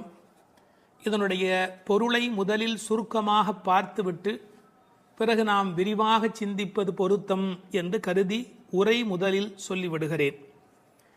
நேரிழையீர் சிறந்த ஆபரணங்களை அணிந்த பெண்களே, வளம் நிறைந்த திரு ஆயர்பாடியின் செல்வச் சிறுமியர்களாகிய நாம் காத்திருந்த மார்கழி மாதம், பூரண சந்திரனுடன் கூடிய பௌர்ணமி நன்னாள், நாம் அனைவரும் கூடி மார்கழி நீராட்டத்தில் கலந்து கொள்ள வேண்டாமா? நீராட விருப்பமுடையவர்கள் அனைவரும் வாருங்கள் வாருங்கள். கூர்மையான வேலாயுதத்தை கைகளில் கொண்டவனும் கொடிய போர்த்தொழிலில் வல்லவனுமான நந்தகோபரின் திருமகன் கண்ணன், அழகிய கண்களை உடைய யசோதைக்கு வாய்த்த சிங்கக்குட்டி போன்றவன், மேக நிறத்தவன், சிவந்த கண்களை உடையவன், அவனது கண்கள் சூரியன் போன்றும் சந்திரன் போன்றும் ஒளி வீசக்கூடியவை. அவன் நாராயணன். அவன் நிச்சயம் நமக்கு நோன்பின் பலனை, அதாவது பறை அருள்வான். அதன் பயனாக உலகம் நம்மை புகழும். வாருங்கள் நீராட என்று அழைப்பதாக அமைந்திருக்கிற முதல் பாடல் இந்த பாடல். மார்கழி திங்கள் மதி நிறைந்த நன்னாளால் என்று சிறந்த மார்கழி மாதத்திலே பௌர்ணமி நல்ல நாளிலே இந்த நோன்பு தொடங்குகிறது என்று தொடங்குகிறாள். எதை தொடங்குவதற்கும் நல்ல காலம் வாய்ப்பது என்பது பெரிய காரியம். அதிலும் இறைவனை வணங்குவதற்கு எந்த நாள் தொடங்குகிறதோ அந்த நாள் நல்ல நாள். திங்கள் என்ற சொல்லினாலே பௌர்ணமியை குறிப்பது வழக்கம், முழு நிலவை குறிப்பது வழக்கம். ஆனால் பழைய காலத்தில் காலக்கணக்கு என்பதே பௌர்ணமி நிலவை அடிப்படையாக வைத்து சாந்திராயன மாதக்கணக்கு தொடங்கியமையினால் பௌர்ணமி எப்போதும் மாதத்தின் தொடக்கமாக கருதப்பட்டது. இந்த மார்கழி மாதம் கொண்டாடத்தக்க ஒரு காலம். பல காரணங்கள். இதமான குளிர், அளவான பனி, செழுமையான மழை பெய்து எல்லா இடத்திலும் நீர் வளம் நிரம்பி இருக்கிற ஒரு காலம், மழை முடிந்து விளைச்சல் தொடங்கி இருக்கிற ஒரு காலம், கறவைகள் நிறைய பால் கொடுக்கிற ஒரு பொற்காலம். அப்பொழுது ஆயர்பாடியில் மக்கள் மகிழ்வதில் என்ன வித்தியாசம் இருக்கிறது? அரசர்கள் கூட திக்விஜயத்திற்கு தேர்ந்தெடுத்துக் கொள்ளுகிற காலம் மார்கழி மாதம். எனவே அந்த மார்கழியை கொண்டாடினார்கள். அது மட்டும் அல்ல, இது ஒரு வெறும் இலக்கியம் அல்ல, ஞான நூல். ஒரு நாளை நாம் பகல் இரவு என்று பிரித்து அதில் பிரம்ம முகூர்த்தம் என்று சிற்றம் சிறுகாலைக்கு முந்திய நேரத்தை கொண்டாடுகிறோம். அப்படி ஒரு வருடமே தேவர்களுக்கு நாளாக மாறுகிற காலத்தில் மார்கழி தேவர்களின் விடியலாய் பிரம்ம முகூர்த்தமாய் கருதப்படுகிறது. மனதை மயக்கும் அந்த மாதத்தில் காற்று மண்டலம் மாசுபடாமல் இருக்கிறது. உடலும் உள்ளமும் புத்துணர்ச்சி உடையதாக விளம்புகிறது. சரியாக சொல்வதென்று சொன்னால் உலகம் தன்னை புதுப்பித்துக் கொள்ளும் பொற்காலம். உலகம் தன்னை புதுப்பித்துக் கொள்ளும் பொற்காலம். அந்நேரத்தில் நாம் நம்மை புதுப்பித்துக் கொள்ளுவதற்குத்தான் மார்கழியில் நோன்பு. மார்கழி திங்கள் மதி நிறைந்த நன்னாளால் மார்கழியை மனிதர்கள் மட்டும் கொண்டாடுவதில்லை. நான் மாதங்களில் மார்கழி என்று கீதையில் கண்ணன் தன்னை மார்கழியாகவே அடையாளம் காணுகிறார். மதி நிறைந்த நன்னாள் என்றாள். ஒரு சின்ன குறிப்பு இருக்கிறது. மதி நிறையும் போது மதி குறையும். என்ன? மதி நிறையும் போது மதி குறையும். பௌர்ணமி நாளில் சில பேருடைய மதி பாதிக்கப்படும். ஆங்கிலத்தில் லுனார் என்ற சொல்லும் லுனாட்டிக் என்ற சொல்லும் ஒன்றுக்கொன்று தொடர்புடையவை. உணர்ச்சி மேலோங்குவதால் மனம் தடுமாறுகிற காலம் மதி நிறைகிற காலம். நாம் உணர்ச்சியை வென்று அறிவை கொண்டு இறைவனை அடைய வேண்டும் என்பதற்காக அந்த மாதம் கொண்டாடப்படுகிறது. மார்கழி மாதத்தின் பௌர்ணமி கொண்டாடப்படுகிறது. மூன்த் என்ற சொல்லும் மந்த் என்ற சொல்லும் ஒன்றிலிருந்து ஒன்று அடிப்படையாக பிறந்தது என்று ஆங்கிலத்திலே ஒரு கணக்கு உண்டு. எனவே மார்கழியை கொண்டாடி அதில் பௌர்ணமியை கொண்டாடுகிறார்கள். ஒரு பெரிய அழகு, இவர்கள் நாள் பார்த்து தொடங்கினார்களோ இல்லையோ, நல்லது தொடங்கும் போது நாள் தானே வாய்க்கிறது, கோல் விழுக்காட்டிலே விழுந்தாற் போலே என்று உரை எழுதுவார்கள். தெருக்களை அடைத்த ஒரு கோலம், வீட்டு வாசல் முகம் கழுவி சாணி தன் தலையில் ஒரு பரங்கிப்பூ கிரீடத்தை வைத்திருக்கிற அருமையான வேளை. புதுமணல் பூத்த ஆற்று வெளியில் நிலவின் தகதகப்பில் கருப்பு கண்ணனுடன் கைகோர்த்து கோபிகைகள் குறவை கூத்தாடி அந்த புண்ணிய பொழுது. அந்த பொழுதை நினைத்து ஸ்ரீமத் பாகவதத்தில் பேசப்படுகிற அந்த காலகட்டத்தை நினைத்து இந்த பெண்கள் அந்த காலத்தை கொண்டாடினார்கள். நீராட போதுவீர் போதுமினும், இறைவனை வணங்குவதற்கு எந்த தகுதியும் தேவையில்லை, வருகிற விருப்பம் ஒன்று மட்டும் போதும். அதைத்தான் போதுவீர் போதுமினோ என்ற வார்த்தையினால் சொன்னாள். போகிறவர்களை போகவிட்டு அவர்கள் புற அழகு பார்த்திருக்கிறாள். மற்ற இடங்களில் போட்டி இருக்கலாம். கடவுளை தரிசிப்பதில் மனிதனுக்குள் போட்டி இருக்கக்கூடாது, பொறாமை இருக்கக்கூடாது. இந்த உலகத்தில் தின்பண்டங்களை கூட பங்கிட்டு உண்ண வேண்டும் என்று நினைக்கிற போது கண்ணனோடு செய்கின்ற கலவியினை, கண்ணனோடு கலந்து பழகுகிற வாய்ப்பை எல்லோரும் சேர்ந்து பருகிக்கொள்ள வேண்டும் என்பதால் தான் போதுவீர் போதுமினோ என்று சொல்கிறாள். நீராட என்பது ஆற்றில் குளத்தில் ஆடுதல் மட்டுமல்ல, அவன் குணக்கடலில் குளித்தல், குணக்கடலில் குளித்தல். அதனால்தான் அடியார்களோடு போக வேண்டும் என்று அழைத்து கொண்டு போகிறாள். எங்கு போவதாக இருந்தாலும் விவரம் தெரிந்தவர்களுடன் போக வேண்டும் என்பதால் விவரம் தெரிந்த பழைய அடியார்களோடு போக வேண்டும் என்று நினைக்கிறாள். இன்னொரு குறிப்பு, கடவுளை கலத்தல் என்பது குளிப்பதை போல் சுலபமானது. அதனால்தான் நீராடப் போதுவீர். எனவே குளிக்க, கடவுளோடு கலக்க, என்றைக்கும் நிலைக்க, கலவி இன்பத்தில் கோபிகைகள் கண்ட அனுபவத்தை சுவைக்க, எல்லாம் சேர்ந்து நீராடப் போதுவீர் என்ற வார்த்தைக்குள் விளங்குகிறது. சில பேருக்கு குளித்தல் உடல் நனைத்தல், சிலருக்கோ அது கழுவுதல், சிலருக்கு அது தெளித்து கொள்ளுதல். சிலர்தான் உண்மையில் குளிக்கிறார்கள். குளித்தல் என்ற சொல் எப்படி பிறந்ததென்றால், குளிர்தல் ஏற்பட்டால் மட்டுமே அது குளித்தல். ஆற்றில் சுடித்தோடும் வெள்ளத்தில் நனைகிற போது ஆன்மா விழிப்படைகிறது. பிரபஞ்ச நுகர்ச்சி நீங்கி நமக்கு ஆத்ம அனுபவம் தானே கிடைக்கிறது. தண்ணீர் ஒரு தியாகி, தான் அழுக்காகி பிறரை தூய்மையாக்கும் ஒரு உன்னத தியாகி. அந்த நீராட்டம் இறை அனுபவம் என்ற பொருளிலே இங்கு பேசப்பட்டது. இது ஆயர்பாடி. எப்படிப்பட்ட ஆயர்பாடி தெரியுமா? சீர்மல்கும் ஆயர்பாடி. செல்வச் சிறுமீர்கள். சீர் என்பது என்ன? பசு, எருமை, ஆடு என்கின்ற செல்வங்கள் நிறைந்திருக்கிற இடம். 3 வகையான கன்று ஈனுவதற்கு முந்தைய பசு, கன்று ஈன்ற பசு, கன்று ஈன்று நிறுத்திய பசு, இப்படி 3 வகையான அந்த ஆனிரையும் நிறைந்திருக்கிற இடம். கண்ணன் பிறந்த பிறகு அவன் கைப்பட்டதாலே எல்லாம் அதிகமாக பால் கறப்பதால் செல்வம் செழித்தோங்கி இருப்பதால் செல்வ சிறுமீர்கள். மாடு என்பது தமிழிலே செல்வத்தை குறிக்கும். ஒரு ஆச்சரியம், கேட்டில் என்கிற ஆங்கில சொல்லும் செல்வத்தின் குறியீடு. சிறுமீர்கள் என்றது என்ன என்றால் கண்ணனுக்கு ஒத்த வயதுடையீர் என்று பொருள். இப்போது யாரை பார்க்க போகிறார்கள்? கண்ணன் திருமாளிகை, அது நந்தகோபருடைய திருமாளிகை. அவர் சாதாரணமானப்பட்டவர் அல்ல, கூர்வேல் கொடுந்தொழிலன். அச்சத்தை ஏற்படுத்துவாரா என்றால் நன்றாக சாதுவாகத்தான் இருந்தால், பசும்புல் சாப மிதியாதவராய் இருந்தார். ஆனால் கண்ணனுக்கு தொடர்ந்து அசுரர்களால் துன்பம் வந்த காரணத்தினாலே எப்போதும் கையில் வேலோடு போருக்கு தயாராக இருப்பதைப் போல் இருக்கிற கூர்வேல் கொடும் தொழிலன் நந்தகோபன். அவன் குமரன், அடங்கி ஒடுங்கி இருக்கிற அழகான அப்பாவிடத்தில் அடக்கமான பிள்ளை. ஏறானந்த கண்ணி யசோதை இளம் சிங்கம். அவள் கண்ணுக்கு அழகு எப்படி வந்து சேர்ந்தது? அழகு, எழுச்சி, இளமை இவையுடைய கண்ணாக அவள் விளங்குகின்றாளே, எங்கிருந்து வந்தது? கண்ணனையே வைத்த கண் வாங்காமல் பார்த்து கண்ணனை கண்ணில் குடியேற்றியதால் வந்த அழகு. ஒரு நல்ல மகனை பெற்றால் தாய் தந்தைக்கு எத்தனை புகழ் பாருங்கள். ஒரு ஆழ்வார் அனுபவிக்கிறார். அழுகையும் அஞ்சினோக்கும் மண்ணோக்கும் தொழுகையும் எவை கண்ட கண்ணீரே என்று அந்த யசோதையின் கண்கள் கொண்டாடப்படுகின்றன. அங்கு இளம் சிறுமி என்ற வார்த்தையை பயன்படுத்தினாள். இங்கு யசோதை இளம் சிங்கம் என்று சொல்லுகிறாள். அப்பாவிடத்தில் குமரன், ஆனால் தாயிடத்திலே எப்போதும் பிள்ளைகள் வம்பு செய்யும் இளம் சிங்கம். கார்மேனி செங்கண் கதிர்மதியம் போல் முகத்தான், கருப்பான உடல், அதில் சிவப்பான கண்கள். செங்கண் என்பதை சிவந்த என்று பொருள் கொள்வதை விட செம்மை என்று பொருள் கொண்டால் இன்னும் அழகு. கதிர்மதியம் போல் முகத்தார், ஒரு முகமே நிலவாகவும் சூரியனாகவும் எப்படி இருக்க முடியும்? முடியும். நீங்கள் நன்றாக நரசிம்ம அவதாரத்தை உற்று நோக்கினால், எதிரியான இரண்யகசிபுவை நெருப்பையழ பார்த்தவன் பக்கத்தில் இருக்கிற பிரகலாதனை அன்பு